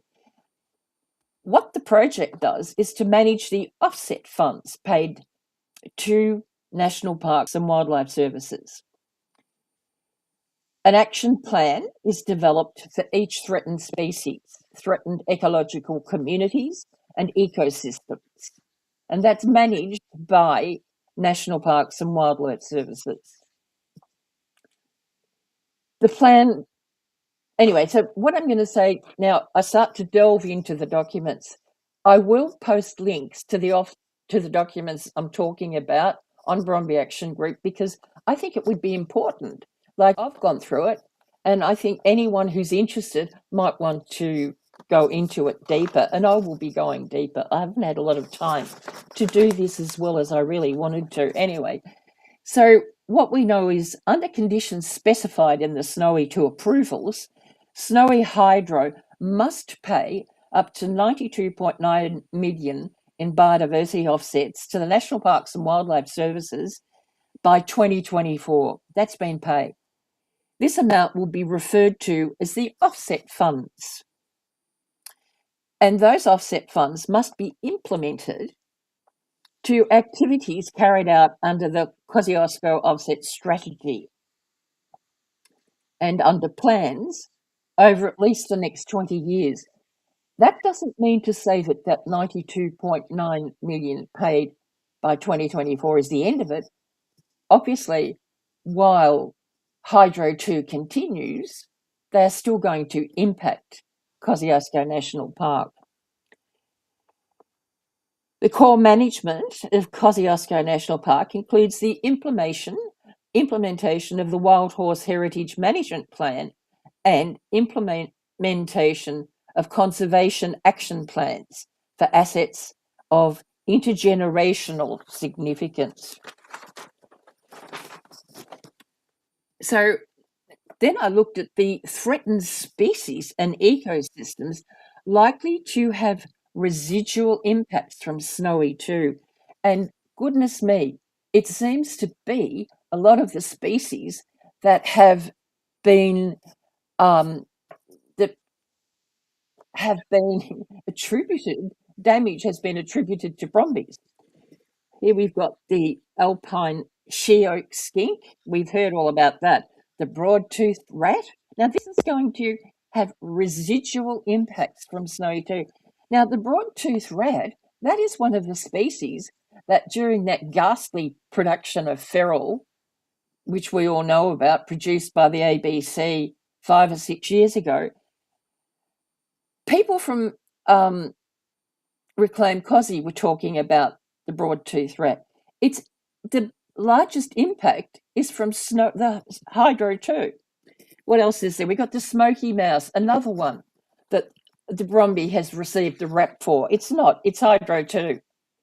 So the objective also reflects a broader commitment by National Parks and Wildlife Services to not just maintaining biodiversity in our national park, but over time restoring and improving biodiversity where it has been impacted by a range of factors. For example, feral animals, changed fire regimes, or development activities. Now, you've got such a contradiction there, I think, because Hydro 2 is not going to stop. It's not going to stop for some years, is it? So how on earth are they going to manage that? But I've printed sections of the material where they're actually returning those species to the park, even though they're being, so it's like a round robin. So, But just to also interject here, Your Honour, but I'm just thinking though, and actually we will run out of a bit of time, but I don't mind keep going, by the way, because it's very important. Well, it does seem like a rort, and a former detective said the other day to me that if they say they've killed umpteen thousand of brumbies, which they haven't, because there aren't that many there, but if they say they've killed, just as a figure, 4,000 brumbies, and those 4,000 brumbies eat X amount of grass and their carbon offsets and blah, blah, blah, they make more money. As simple as that, isn't it? well, exactly. And they've got to do something with it. They can't just, National Parks and Wildlife Services have it sitting in a trust fund, if you like, but they've got to use it. They must use it. And Hydro 2, it's $1 billion project, and it's coming from the Commonwealth. So, yeah, and they're blaming big brumbies because they're easy to see, and it takes focus away from the real issues, which I'll discuss, of fires, infrastructure, climate change, particularly fires. So quantifying the impact and benefits that must be delivered, offset actions must be implemented for each of the 19 threatened species, which includes ecosystems and animals, if you like. So trying not to.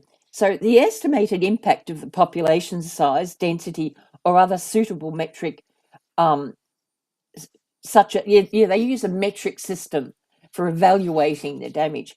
229 hectares of habitat for the smoky mouse was identified in the environmental impact assessment as being impacted by the project. So poor old smoky mouse is really living it tough, and it's not brumbies. Yep, I totally agree. As you flip the pages, it's lucky you haven't got 432 chapters there containing 6,000 pages. I mean, I know it's a big it's a huge thing. So the conservation status and number of hectares impacted by each of the threatened species. We alpine she oak 213, and this is hectares. Eastern pygmy possum, another one that the brumby's been blamed for, 602, and smoky mouse 229. So we can see that the little species that are being blamed for loss, because these are threatened and endangered species, it's not the brumby. But they have no evidence, and this is the thing. It's just they don't. Well, there is evidence of what is doing it, but they're not talking about it. They're not producing it, and that is, wild cats. Poor old wild cats. It's not their fault, but the wild cats and foxes, they are part of the big problem. But you never see them coming up much in documents like this, most of which I got from National Parks and Wildlife Services. But you've got to know how to scrounge around for it. I think Dr. Arian Wallach says that again, there's no even evidence for that. It's just hearsay, and that the evidence does not show that the cats do that damage and the foxes do that. Well, that's something else that she's working on now, I think. So that will be a bit of an eye opener. But it's Arian is really into compassionate conservation, and that after a while, all species become almost akin to native, because all these animals are living symbiotically. I mean, the brumby's been living there for 200 years. I think the brumby has been living with the smoky mouse and other populations of native wildlife for 200 years, and they get along pretty well. It's only when you've got people who have philosophical values opposed to having brumbies in a national park. So the way they calculate it too, the biodiversity gain in KMP has to be calculated to 120% of the biodiversity loss. I took a while to, and I thought, oh, okay, so it's in kind, but then they add on another 20%. So then I'm moving on in this maze of documents. I won't go there. And then I found predator monitoring. When it came to predator monitoring, and we're talking about feral predators like feral cats and European fox, the results have so far demonstrated in trying to rid of them, and I'm assuming they're using like buckets and buckets of 1080 poison, that control techniques used did not affect cat and fox. This may be due to several factors. The area was not saturated with baits and traps. I don't believe that. Traps were set adjacent to roads. So, in other words, there's very limited control. They don't. This is what it's all about, the brumbies, isn't it? Everything we see in the news, the feral horses, and I believe it's to take focus away from the reality of what is really happening in Kosciuszko National Park. So, here we go. Page 14 is horses and the bogs and fens. That's the big one. So then we go, the project has undertaken limited, this is from 222 to 23. By then they'd taken limited action plans, a limited expenditure to date. This is because during the first 4 years, the focus was in contributing to planning approvers and finalising leases and licenses. But they knew how to shoot. They knew how to shoot the brumbies, didn't they? Even though there was no evidence. There was no evidence, no real evidence, but I guess they had to be seen to be doing something. So the financial summary for 2018 to 2023 shows that by then there was 61 million paid over to National Parks and Wildlife Services. So they were really cashed up to start with the aerial shooting. And that's when 2023, 2024 is when they spent $8 million of that 61 million in aerial shooting, because they had to get rid of some of that money. They actually had to. They had to use some of that money. So the financials go on, and I'm not. I know we're running out of time. So then we come to the bogs, alpine bogs and fens. Horse exclusive fencing was put in place in Wilderness Cosy Park. This is not, but they seem to spend, when you get into the financials, they spend a lot of money upgrading camping grounds and, not less about the real conservation. It doesn't seem to be about real conservation. It's a hell not. of a lot. No, it's not. It's not, is it? And the worst thing is, and I said before, and you heard me say it, that our biggest job is not the infighting. Our biggest job at the moment is to let the mass population know. And what we're fighting, or we're trying to get cut through a very well-organised group of people, the ISC, the government, state and federal, and other organisations, and even the Conservatives aren't much better, because don't forget they were in power in 2018 when they set the parameters up. So you have all these things. The information operation it's working to a T with the Australian public. Then they use the legacy media and other independent media just to do a bit of nudging, a bit of swaying, to get the people to understand that what we're doing is needed to save the Kosciuszko National Park. So what we need to be doing, I think anyway, is going after the authors of, for example, what you have in front of you, those pushing the cases, Because this is, again, whether you agree with what happened in COVID, this is the same rule book, the same playbook. Discredit those that have a different opinion. Discredit those that are fighting for the Brumbies. And that's what they do. If you look at the reports, it's almost like, aren't they lovely? Lovely people, not much else to do, but they have their heart in the right place. Thank goodness for the ISC or the state government or federal government. They know what to do. They know to protect the corroboree frog and all these things, which is, there is no evidence at all. It's just propaganda. Mike, it is. And if we've got to, I'll get there. One thing I wanted to say, there's a section in this particular document. Who prepares these documents? It's the bureaucrats. I hate to say it. It's bureaucrats informed by those lobbyists and so on that we're talking about. Anyway, there's a section in here about heritage. So the Snowy 2 planning scheme approvals do not require the payment of heritage-specific offsets. However, the national parks will use offset payments to benefits Aboriginal cultural heritage and historic heritage within KMP. Now, that's as it should be, I think. But where is our heritage? Where is the heritage of the people who have been living around that area? They have heritage. It is their cultural heritage. It's Australia's cultural heritage. That is not taken into account. And I guess that is where all Brumby advocates come from. We feel deeply it's part of our heritage. Why else would they have had 200, they weren't Brumbies, I don't think, but galloping around the arena at the opening of the Olympic Games at that occasion years ago. Were Brumbies. There were Brumbies there.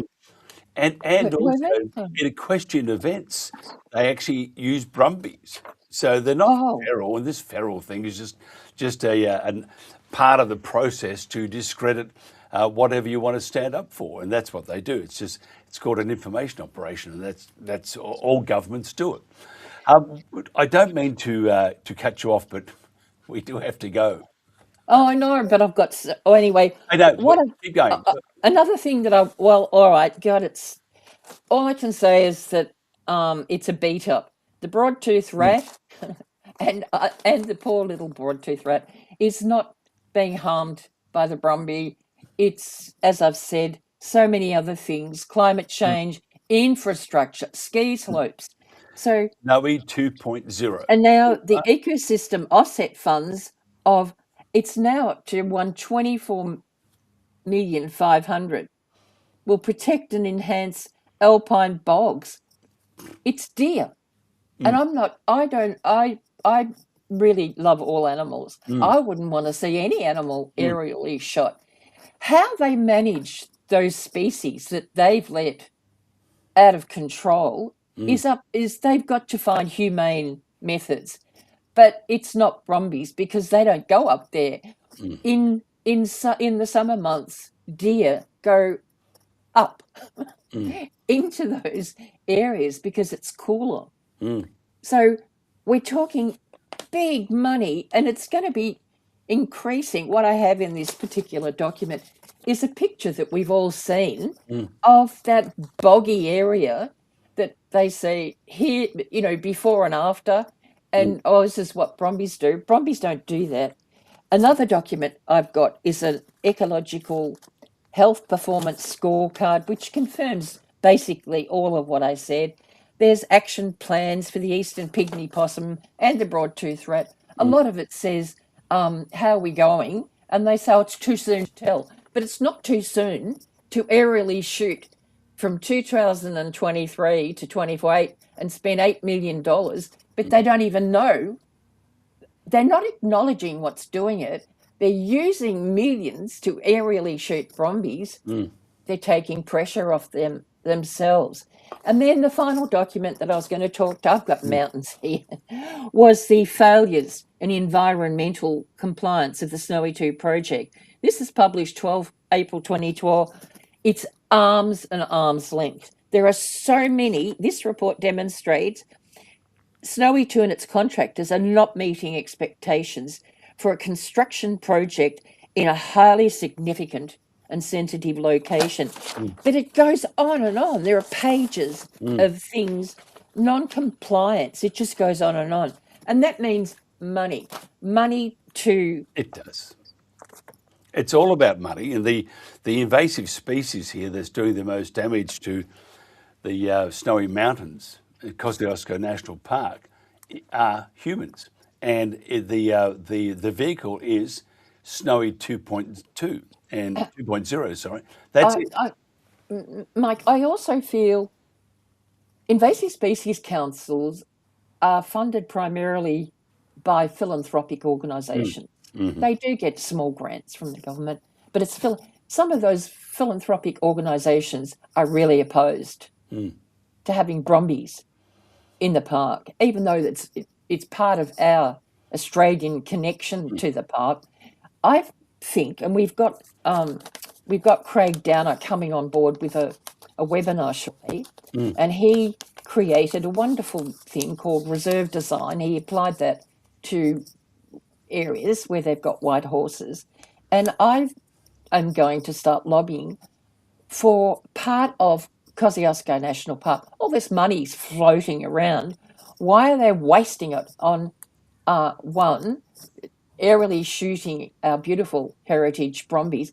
Some of that money, a lot of that money, could be spent on setting aside areas using reserve design. It's a natural inhibitor, keeping brumbies away from sensitive areas that they're not damaging anyway. I don't know why they're not doing that, and I shall be lobbying for that. The other thing is, I have found some significant anomalies in the introduction of aerial shooting, and I'm presently completing research and will be finalising a report in the not too distant future. It's significant, major anomalies that I think should be investigated properly. And I'll be doing my best to make sure it happens. We're going to grab you again this week. I should rephrase that. We're going to talk to you again this week. And I think we need to keep talking about this because there is so much more that we haven't even touched on. I think the greatest threat to the Kosciuszko National Park are those two-legged things called people or humans. Definitely. The money. It's all about money. But we'll do part 2 of this, if you don't mind, probably around about Thursday. Get Jen to have a chat to you because I think we need to look into this more. And again, I just would like everybody to just focus on the Brumby, focus on the ISC, focus on those who are the ones who are perpetrating the propaganda and the killings. Can I just say very briefly again too? I don't know who's done it, but somebody has created a fake Brumby Action Group page on Facebook, which really, it's just, I don't know why they're wasting their time. They're fundraising. It's called, they've used our banner. It has a P after group, but I've now found out they've created an Instagram page, which only has 9 followers, but I feel quite defensive about whatever it is they're posting. They've reached into the history and found photos of me from when I ran for Parliament in 2022 and beyond, going back. I don't care. They're out there, but why bother? So I don't know who's doing it, but I've got a bit of an idea. It could be one of 2 people. It's got to be somebody, but there are 2. It could be, so, and it's not the first time. I will be taking it up, not only with the cyber police, but with other, investigative officers. I mean, it's just wrong. It is terrible, but this is just part and parcel of the whole thing to discredit you and just to. It's to do damage, create chaos. Well, it doesn't damage me because everybody knows Brumby Action. Well, those people who are interested know Brumby Action Group. They know we've been around for a long while. We're doing our best, and that's about it. Obviously, somebody doesn't like what I'm saying. Well, unfortunately, all I do is talk the truth. Good on you. And, Yeah. and that's all. And that's all. Actually, I used to say that's all that's required. It is not what is required to say the Brumbies, but the truth should be Yeah. the premise of the whole thing about of the protection of the animals. Just tell the truth. That's what it's We do have about. to go, Marilyn. If somebody wants to find out more about you or the Brumby Action Group, how do they do that? Just pop onto Facebook and Brumby Action Group. We're there, and you can tell the difference with us because we've got 34,000 followers, people who love to join in and like what we publish and talk about. So that's good. And you'll find Sarah Michaels there. She's co-admin and a team of lovely moderators who pick up all these trolls and awful people that we boot out the door. Good on you. We're just there. Kick them up the bum. That's what you need to do. Marilyn Nusky, thank you so much for your time. I do believe it's hit 6 degrees in Castlemaine, so you can go out now for your cross-country run, as you do every day. You're 32. Go for a swim. Yeah, now you're telling fibs. Good on you, Marilyn. Thank you so much. Thanks, Mike. Thank This you. is the Country Telegraph. I didn't choose this life. I was born to live it. So was Dad, his dad, and his dad before that. Come on, ladies. You're supposed to be slowing down, you know. It's payback for all the free labour you got out of me as a kid. I learned from watching my mum and dad and how they work together. So does my sister Sally. Any trains? Righto. Feet up. I'll always remember these days. It's the happiest days of my life. Together as a family. Oh, you're so lucky I love you. Really? Yeah. Is that about right, is it? I don't know how you're going to deal with all this. Deal with what? $6 million debt? Most farmers are in this amount of debt. As farmers, we gamble with the weather every day, and it's a risk we take.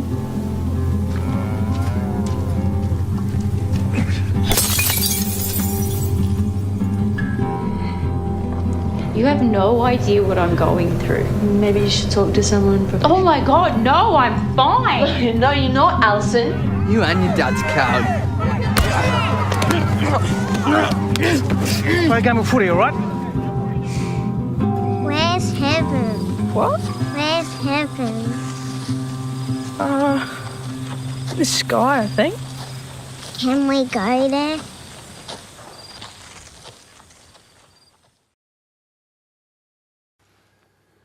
And welcome back to the Country Telegraph. I'm Mike Ryan. It's let me look at the time. It's just after 9 o'clock.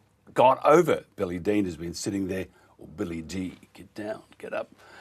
She's been waiting. Thank you, Billy Dean, who's an award-winning Australian storyteller, songwriter, filmmaker, and co-founder of the Deep Peace Trust Animal Sanctuary Rewilding at australia.com.au and Wild Pure Heart. Now, for over 40 years, she's been dedicating her life to protecting wildlife, wild horses, and farmed animals while creating stories, films, books, and music that inspire a deeper relationship with nature. Billy's mission is simple yet profound: to help create a culture where kindness is normal and cruelty becomes unthinkable. Her latest songs, inspired by Australia's Brumbies and a natural world under threat, which it is, part of the growing body of creative work calling for compassion, hope, and a new cultural story for Australia. We're going to talk to Billy today about the debate that rages about wild horse sanctuaries and why some are so opposed, and the reasons when wild horses are under just threat, existential threat. They're going to, they could just vanish if we don't do the right thing and try and save these beautiful horses. Billy, thank you for joining me. Thank you, Mike. Thank you very much. Sorry for the wait. We have that's okay. I do. They talk more than me.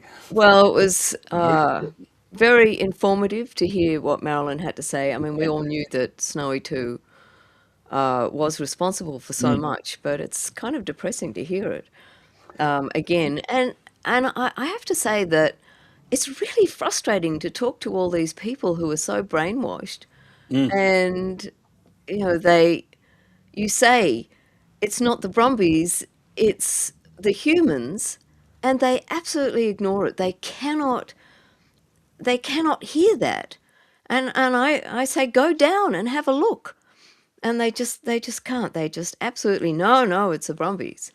And I find it really disheartening. And I just wonder how they're so brainwashed. How can they be so brainwashed, Mike? It's called propaganda.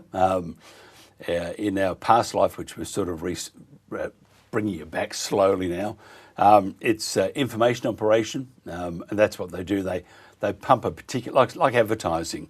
You keep saying that McDonald's are the best burgers in the world, and that's why they keep doing it, to make sure that you don't forget and that it sits in your brain. And then you start, without thinking about something, you always think, Maccas are the best. Well, in this case, the horses are terrible. They're big, they've got big feet, they're stomping on all those poor animals. In fact, who knows, they could be eating those pygmy possums. You know, they got wings, so pigs can fly. I mean, but they actually believe it. And if you go back to COVID, I mean, I keep going back to that, but there were all these things that were put out. And if you look at the numbers that got a shot, and I'm not going to get into, if they should or they shouldn't have, but most of those people that got the shot went on the advice of the government. And where was the evidence? Anyway, that's just, so the same thing with this. People are saying that these horses are terrible. And you look at Channel 9 for their 20-second, quick grab, saying that these horses are killing the frogs, flying, eating elephants, got 10 heads, all that sort of stuff. They go, oh, I thought so. And people believe it. They do. They haven't got 10 heads, they've got 9. And they're exploding numbers. They are. They're just, I mean, did you know that they have 6 foals a day? That is just terrible. Shocking. Hey, look, onto the wild horses, because everyone's up in arms about everything at the moment, which I wish they'd just stop it. I'm not looking at it. I don't. I keep away from that. If I see the infighting, I've said my piece years ago. We need to be united, and I'm not interested in infighting. All the kingmakers and queenmakers, and I can't stand it. It doesn't do the horse any good. If I was a horse, I'd be saying, look, why am I a horse? Why can't I be something else? Anyway, who do the wild horses belong to? Everyone and no one? I think they belong to no one. It's. I have a saying. Animals aren't here for us; they're here with us. And I really think that we need to start going back to the old ways where we used to see them as nations. So they're nations, they're kingdoms in themselves. And I think that they're sovereign beings, and we really need to start holding them in reverence and respect, and not thinking that anyone belongs to us. That's ownership, that's domination, that's control. We don't own anyone. We are here with them. And I always like to say we're here with hearts and hands to help. And that's all. We're there to help. Yeah. So when they're in trouble, if there's a drought on or a flood, we're there to help. We're not there to control. We're not there to dominate. And I think it's time we all lived in peace. I really do. I do too, and I don't know what it is, but maybe it's just the last 5 years all coming together and reinforcing that that if someone said to me once, if there weren't people, it'd be a great planet. I think so.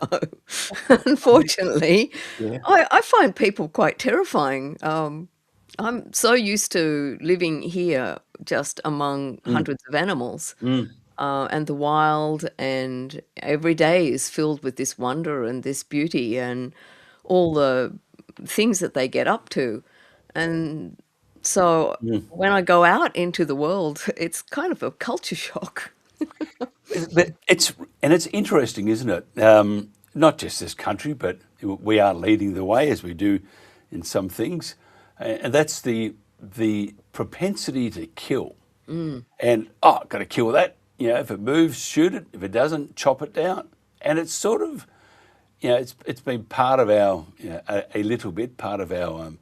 I mean, if you look at the Brumbies when they fought in the First World War, only one came back because we couldn't bring them back. They're going to bring back diseases and whatever. And I'm thinking, nah, it's not the way you treat, your fellow Aussies, because horses are very, very intelligent creatures.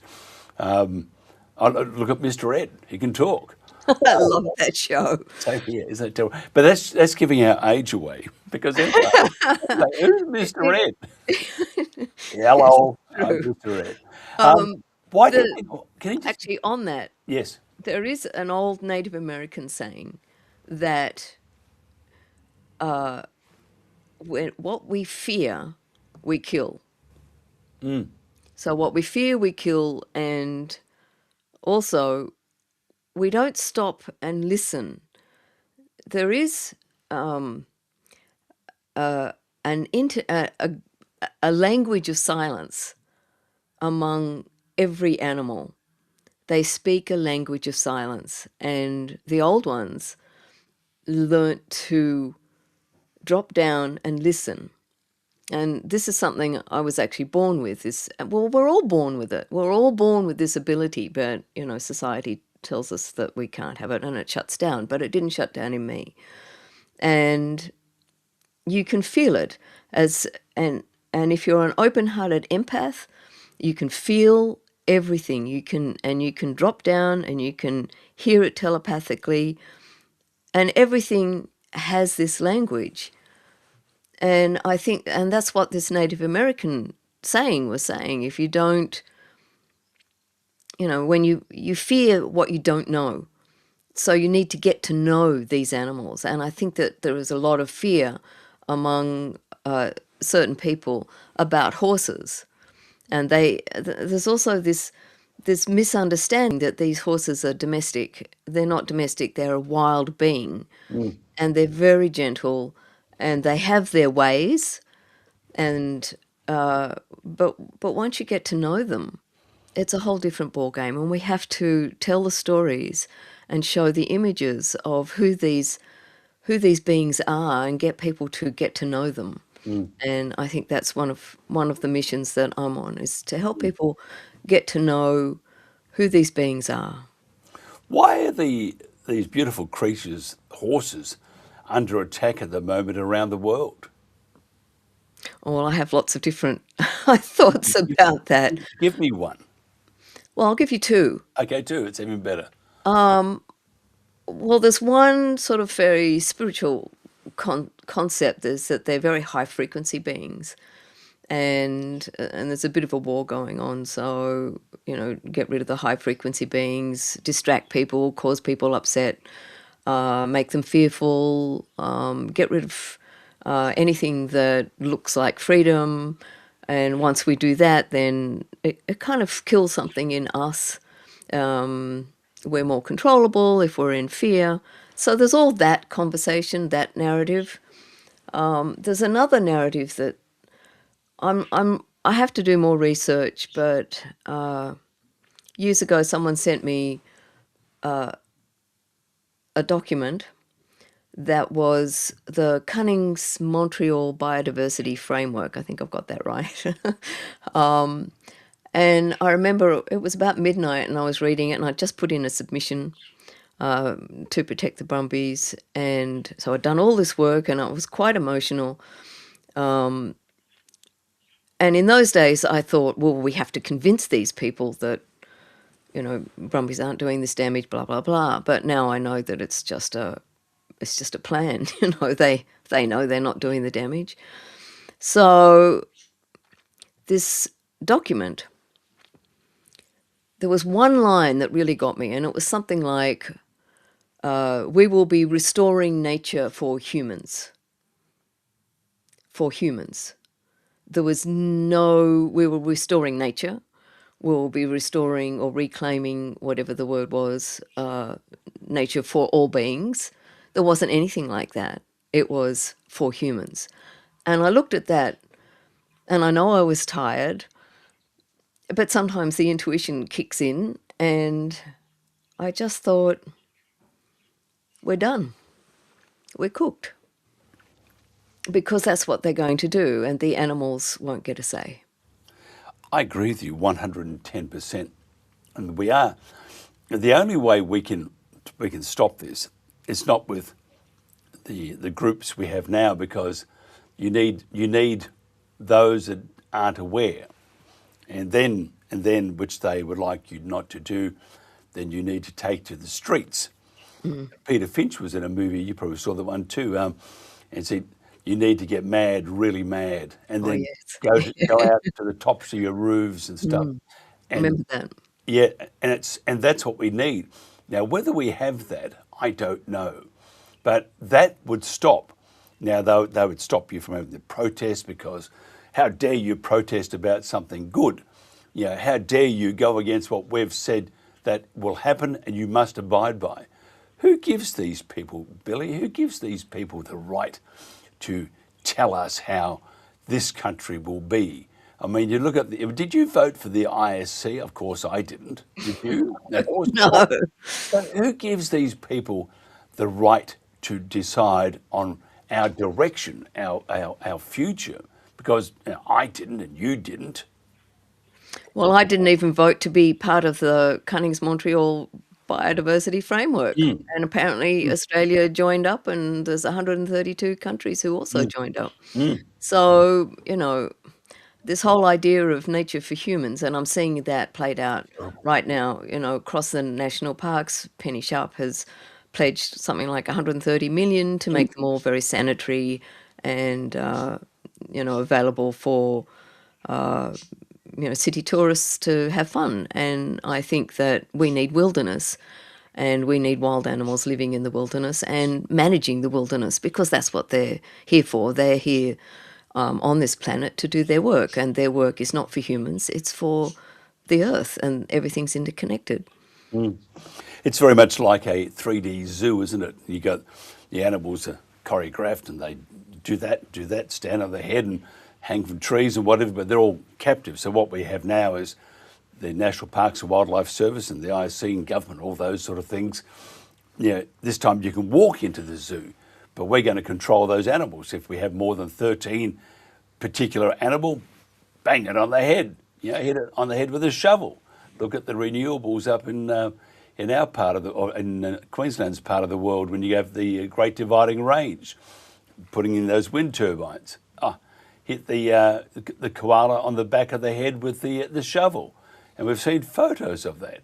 So we have to somehow I think we need to say enough's enough, and we need the whole country to take to the streets and to say enough's enough. And even then, I don't know if that will be enough. What do you think? I think that we really do have to get the truth out there somehow. I mean, that's one of the reasons I did the album, because it gives me an opportunity to get out and talk about it. But something else happened. I was talking to a friend of mine last night, and she had a big birthday, and she played the music. So that was 60 more people who heard about the Brumbies, heard about the situation, danced to the music, loved the music, and the word got out. So,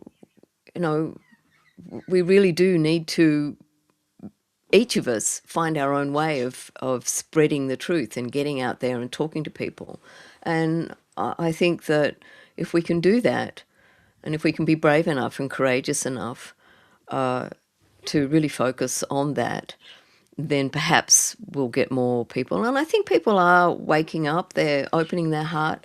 But, like you were mentioning the propaganda machine, and, this is an old playbook. It was used, I'm afraid to say, in the 1930s. It was used way back in the witch hunts. And, I think we just need to become de-hypnotized. We need to break the spell, because it is kind of like a spell. And I talk about that in my music as well. They're using words like biohazard for deer now. It's language to create fear. And like I said, what we don't understand, or we fear, and they understand that very well. So you fear, so you hate, so you kill. And I don't want to see that in Australia, and we're in a really, like I said before, we're in a really dangerous time in our history, and people are becoming more and more violent. This whole shooting animals thing, for fun, I mean, that's not how we should be. These are, like I said, they're nations, they're families, and they really need their families, their herds, their flocks, their mobs. We're doing irreparable harm in this country, because not only does that hurt the animals, it destroys something in us, but it also soaks into the land and is held in the air. When I was down in KNP a couple of years ago for a protest, I could feel the trauma. Everyone can feel the trauma. If you're sensitive, you can feel the trauma. And I don't even know how sensitive you need to be. I mean, it's palpable. And I don't know how the animals all felt really sad down there, really. And we didn't see many animals, and there was definitely no bird song. So, here's Jack Goff saying, oh, there's no biodiversity. And I'm thinking, no, there's not, because you're killing it all. I think Jack's a very evil person. That's what I think, and I think he's incredibly stupid. And I don't mean that just because he's just stupid. I think he's an incredibly dumb, stupid person. And I think the bridge gluers, who the members, 130 members, I think they're incredibly stupid too, dumb, absolutely insane, dumb people. But I also think they're very dangerous. Just on the rehoming. Should horses be rehomed, and with the belief that once it's safe, they can then be released? That's a really good question. My sense of these animals, after living with them for 20 years, is, as I said before, they hold a really special dignity and a wildness. They're not a domestic horse, but they're also individuals. And I think that's what we have to remember. But again, they're not here for us, they're here with us. And I have a sanctuary. We don't ride them, we don't use them, we don't do anything with them. I photograph them, I speak to them, I sing to them, I dance with them, I feed them a lot. But I'm their friend, and they are heard, and it's a privilege to be accepted into that herd as a friend. And I've learned a lot. But there are certain individuals who would like to be a human partner, but not all of them. So it really depends on the individual. And you might get a curious, youngster who goes, oh, well, you can be my herd. I want to follow you, and you're teaching me some interesting things. But unfortunately, there's a lot of ego out there, and there's people who go, oh, yeah, I want to break in a wild horse. I don't even like the word break in. I have broken in wild horses, and I ride a wild horse now. I've dominated that being, because that's really what it comes to. I've dominated that being, and I've subdued that being, and so there's that bit that I don't like. I know there's some wonderful people out there, and they have Brumbies, and Brumbies have been rehomed, and they've been very, very lucky, and they're rehomed with other horses, so they're not totally without family. But I think that's the main takeaway, like we need, people who understand them again. These aren't domestic horses. They're wild. They've been living in a wild social group, and they go through a lot of trauma. And it's interesting because I took some hair to be analysed on a cyber scan. I don't know if you know those machines, but they read everything. They're out of Germany, and they've been in use in Australia for quite some time for people. But they also have, I take all my animals there. with my naturopath. And what she found on this horse, who is a little under the weather, is he's still holding trauma. And I'm thinking, trauma? Well, I suppose he lived through the fires, but we took it back. Now, his mother was trapped. And she was among she was actually one of the first, and she gave birth a short time later. So he wasn't actually trapped, but his mother was. And he is holding the trauma of his mother being trapped. So I think people need to remember that these horses need to decompress.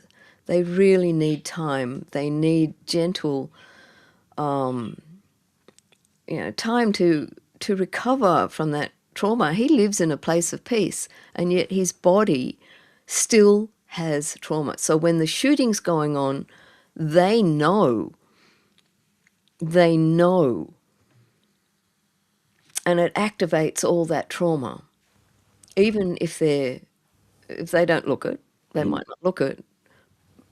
But there is a science that shows us that they still carry it, they still know what's going on. They hear it, they listen. They're so smart. They're beyond. And this is why I think they need a lot of respect. And it's a difficult thing right now, because people are afraid that if we don't take them out of the park, they will all die. I think the park needs them. They need the park. That's their home. But it's, unless we can defeat the government, their lives are in danger. So I don't have an opinion on that right now. Everybody would like them to be left in the park, I think. And then they're free for everybody to just get that coherence from being around them. And the park definitely needs them. The wilderness needs them, because we have no other large herbivore. They're the new megafauna.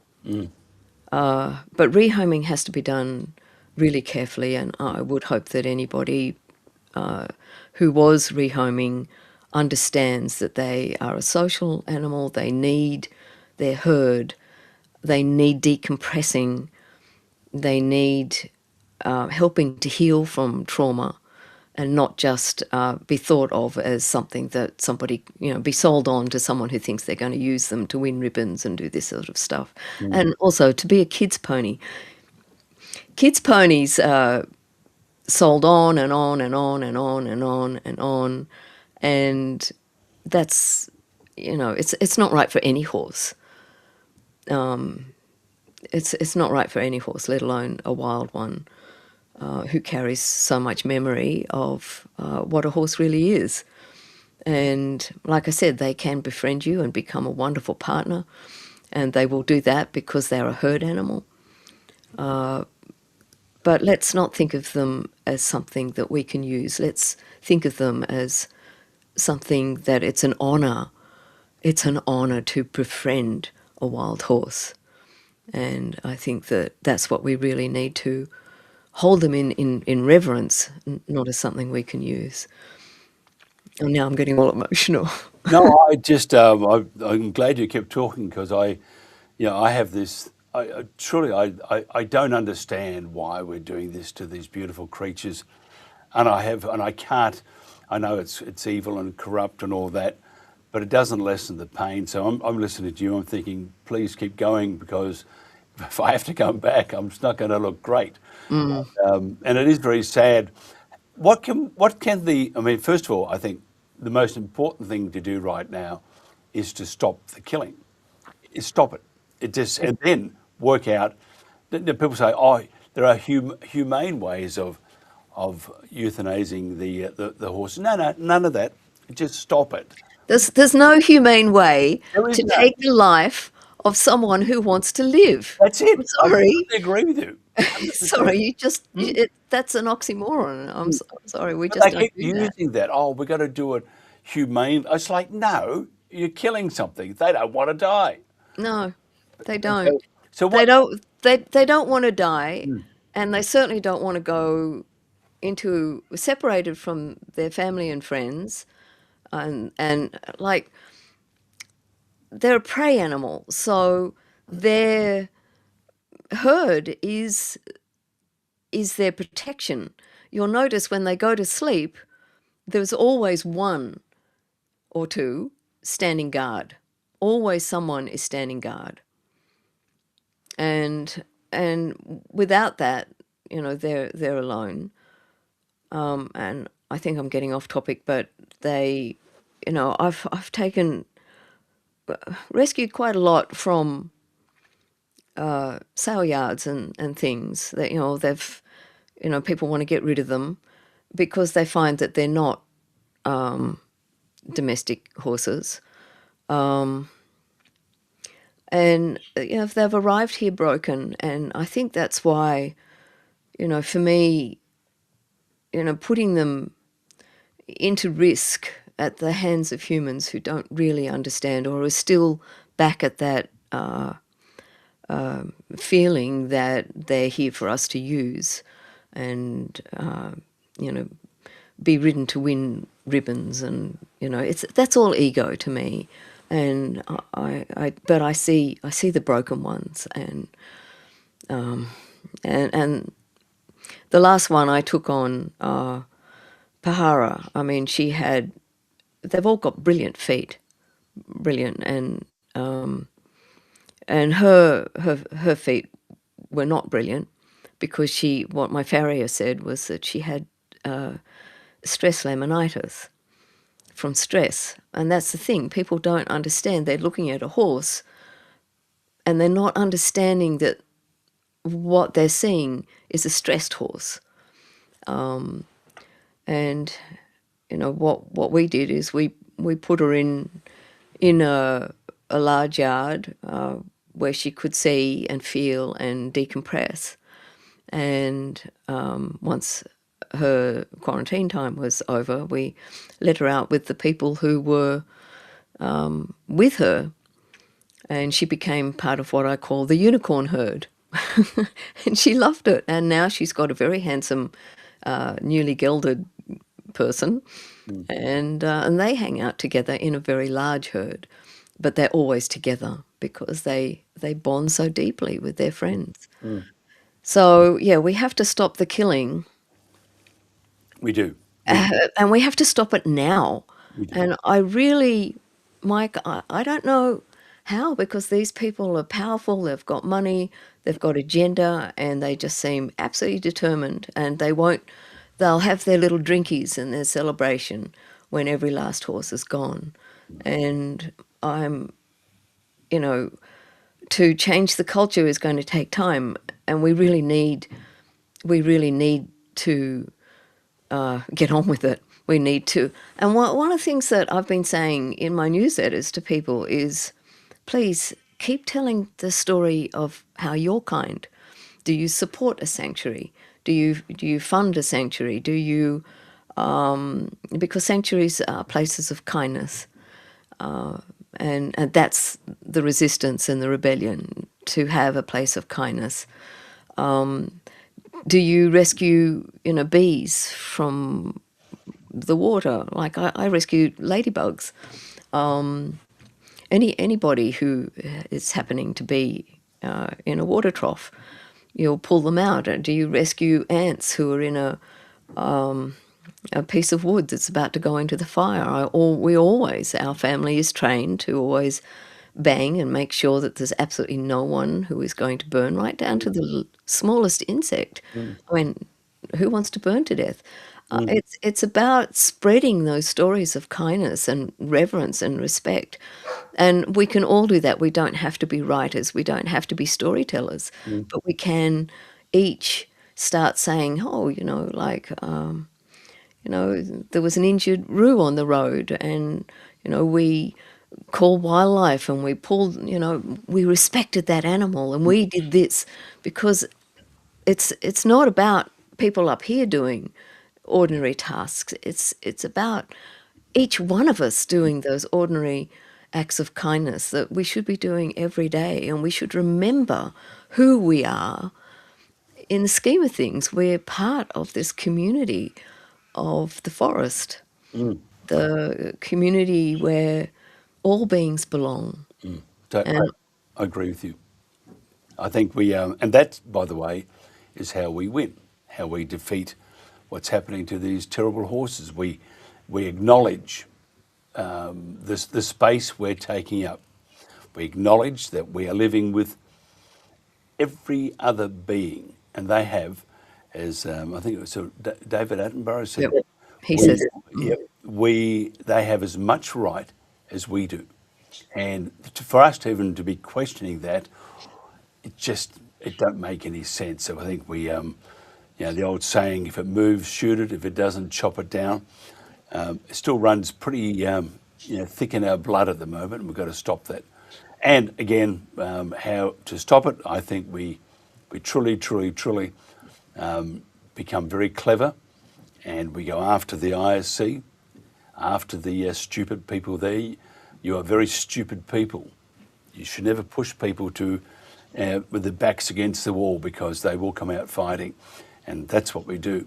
And we put pressure on the government, and we do it quickly, because if we don't, and the shootings are still happening, and if we don't, then the horses will not be here, and that's not only a disaster for the horses, of course, but it's a disaster for you, me, people down the street, for our country. It means that our heritage is being obliterated along with the history, and we've got to stop that. Billy, if we're going to play your song, which everybody loves, by the way, Save Our Brumbies. We must get a couple more off you, though, because I keep thrashing those two. I've got more coming. Good on you. And because they are just brilliant. I love your music, love your the words, love the lyrics, love you, because you are truly an incredible person. Oh, well, back at you, Mike. It's so nice to have someone on our side. It really is. Get the message out, because it's really heartbreaking. And, the more this goes on, the more heartbreaking it gets. And I think it's not just about the horses, it's about our personal freedoms. It is. Now, if somebody wants to find out more about you, how do they do that? You can go to billydean.com, or with an IE, I am, or rewildingaustralia.com.au, or you can look us up on YouTube or at Wild Pure Heart. We have some videos there. Good on you. And God bless you. You don't need any blessings. Share some with me. It might help me get to a place. I might end up, no, I won't end up there, but at least when you go to heaven, make sure you have a window and you wave to me. It's lovely in here. Like that. You just wave like that. Good on you, Billy. I love you very much. Thank you so much for your time. Thank you so much for having me on. Our pleasure. This is the Country Telegraph.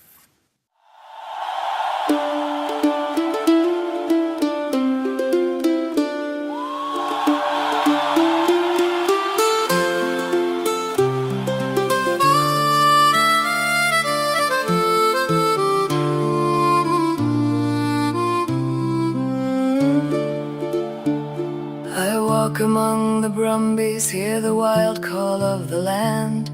My heart breaks open softly as their breath falls on my hand. They've been here for 200 years, doing what wild horses do, healing country, holding stories, loving me and loving you. But now they stand in terror as the choppers fill the sky, and the bullets keep on falling, and they run and they die. Oh, please let our brumbies live, let the wild ones still run free, for the shooting only wounds the land and you and me.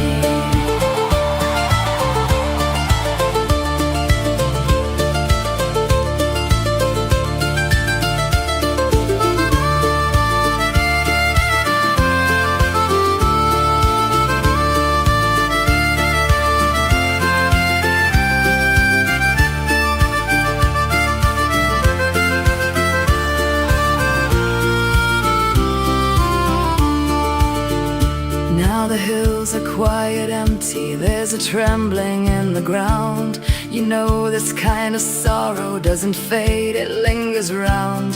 The blood sinks deep in silence, leaves a stain we cannot see. But the earth, she holds the memory of what was and what will be. There was a stallion strong and watchful, with a mane like wind and flame, and his mare so soft and gentle, each one knowing her own name. Such a family in the wild, such a life they wove each day. Tell me why we choose destruction when there is another way. Oh, please stop the shooting now, there's still another way. If you'd only pause and listen to what the people say. Oh, please hear us now, we're calling out in pain. Let the Brumbies run forever through the sun and through the rain.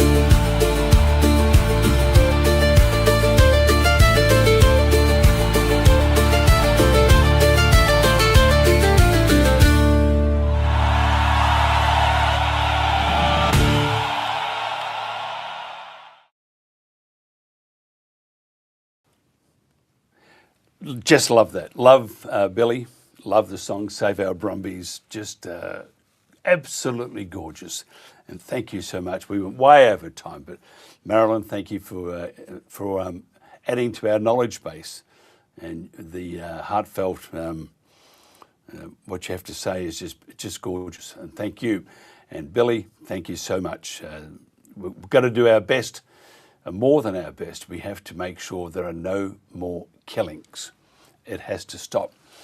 Now, yesterday, when we were getting set up for today, because we do a lot of work, I came across, I didn't work with him, but I had a friend who worked with him. He was one of my bosses, a guy called Dennis Scanlon in Melbourne. He used to work at 3DB. And he used to work with Graham Kennedy. And Graham Kennedy had a show on Channel 9 called Coast to Coast. And for those who recall that crow noise he made, which got everybody so upset, and now it's used everywhere. Anyway, I found this clip, some of the highlights from Graham Kennedy, and his show was called Coast to Coast, just to end the gig on a bit of a lighter note. And I think Graham Kennedy, again, it was politically incorrect, but he did always communicate with his audience. Have a look at this. This is very, very funny. My first erotic experience, I can't expand on that. I mean, I remember it as being a very tender, wonderful moment. I just wished at the time, I remember thinking, Cleo, I wish I had some company. I'd walk 1,000,000 miles for one of your smiles. Mammy. Oh, I've been doing this for so long I can't tell you. A lady from Wollongong rang earlier tonight asking if that was a mock crow call I made. I don't remember. I mean, you'd know if it was a real one. You go off air immediately. They come and turn the lights out while you're doing it. Oh, goodness. And listen to this. Yes. Why do they say in the beginning of the show, coast to coast, when there is only one continuous coast around Australia? What an F word. The coast to coast. Coast to coast means Sydney on this coast, on the east, isn't it? Yes. And all the way to Perth on the west coast. That's coast to coast.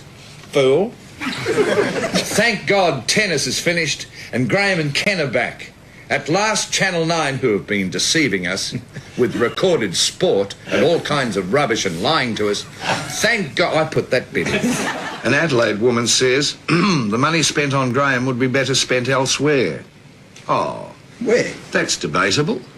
I don't think you watch our credits. If you watched our credits, you'd see this come up from time to time. Much of the money I receive for doing this goes to the Life Education Program to help young Australians lead a better and longer drug-free life. Would you like to see Australian youths live a miserable short life in the gutter? with syringes? You slack-assed Adelaide tart.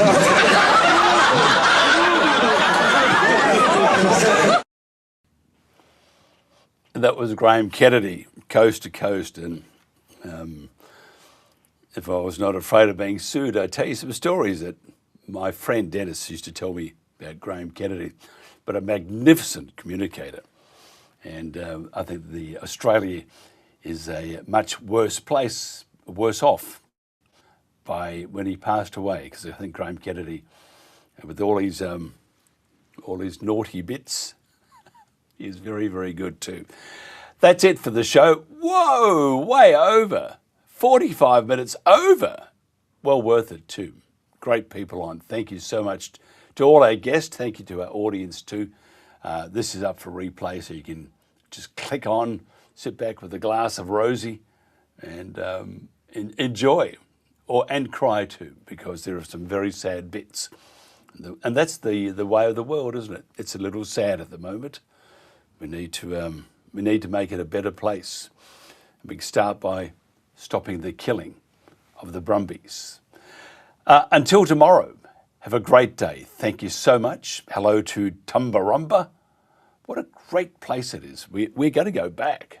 And I didn't mind the cold, because you expect the cold. The cabin we're at the Tumbarumba Caravan Park, it needs to have a bit of a speaking to those magpies. You know, I hopped into the car and I brought out a bag of twisties, and I thought, oh, there's a Maggie there. I'll give it a twisty. And then there were 3 Maggies. And at the end, there was about 103 Maggies, all wanting a twisty. So we gave them a twisty, and I stopped when I had about a quarter of a packet left. They were coming out of everywhere. It's another guest. We've sucked him in too. Let's eat all his twisties. But a great place, and great cabins there, great people. Noel, Jess, Peter and Jeff, just brilliant. Macca, magnificent person. Anyway, go to Tumbarumba. It's a great place. This is the Country Telegraph. Until tomorrow, have a good one. Be good to yourself, to your neighbours, and be kind to animals. Tell my fool I kept on running. Tell my mare I heard her cry. Tell the mountain I belonged here. Tell the wind I said goodbye.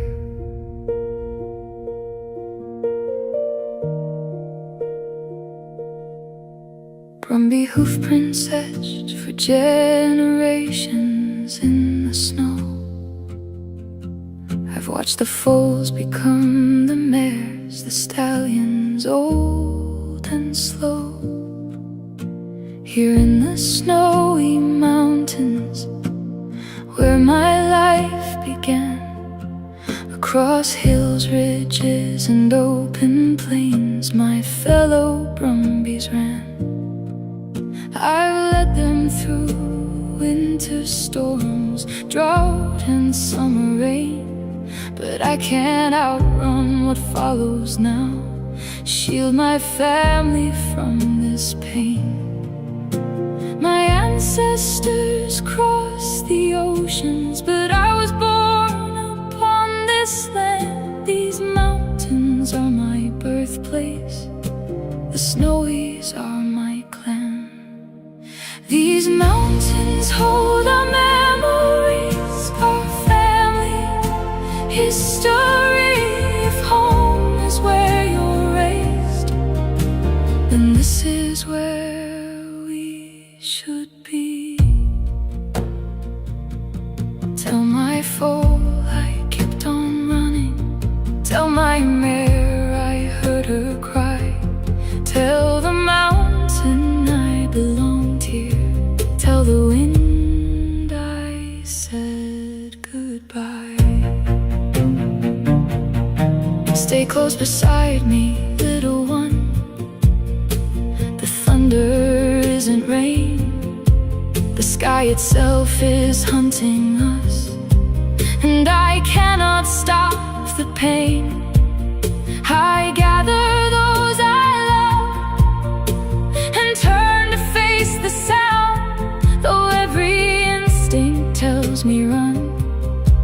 There's nowhere left for us now. These mountains hold our memories, our family history. If home is where you're raised, then this is where we should be.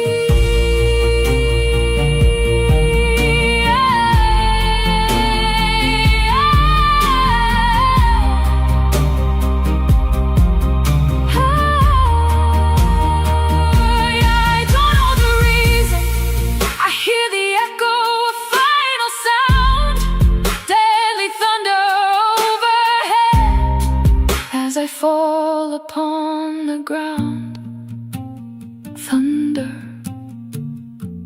again and again. My heart grows quiet as bullets rain. I thought I had more seasons, more rivers left to roam, more sunrises with my Kosciuszko clan before the mountains called me home. Tell them I was born here, my grandfathers fought their wars. Remind them that this was our home. The snowy mountains were ours. Tell my fool I knew her fear. Tell my mare I heard her call. Tell my fool I tried to save them. Tell the wind how brumbies fall. Tell my fool I kept on running. Tell my mare I heard her cry. Tell the mountain I belonged here. Tell the wind I said goodbye.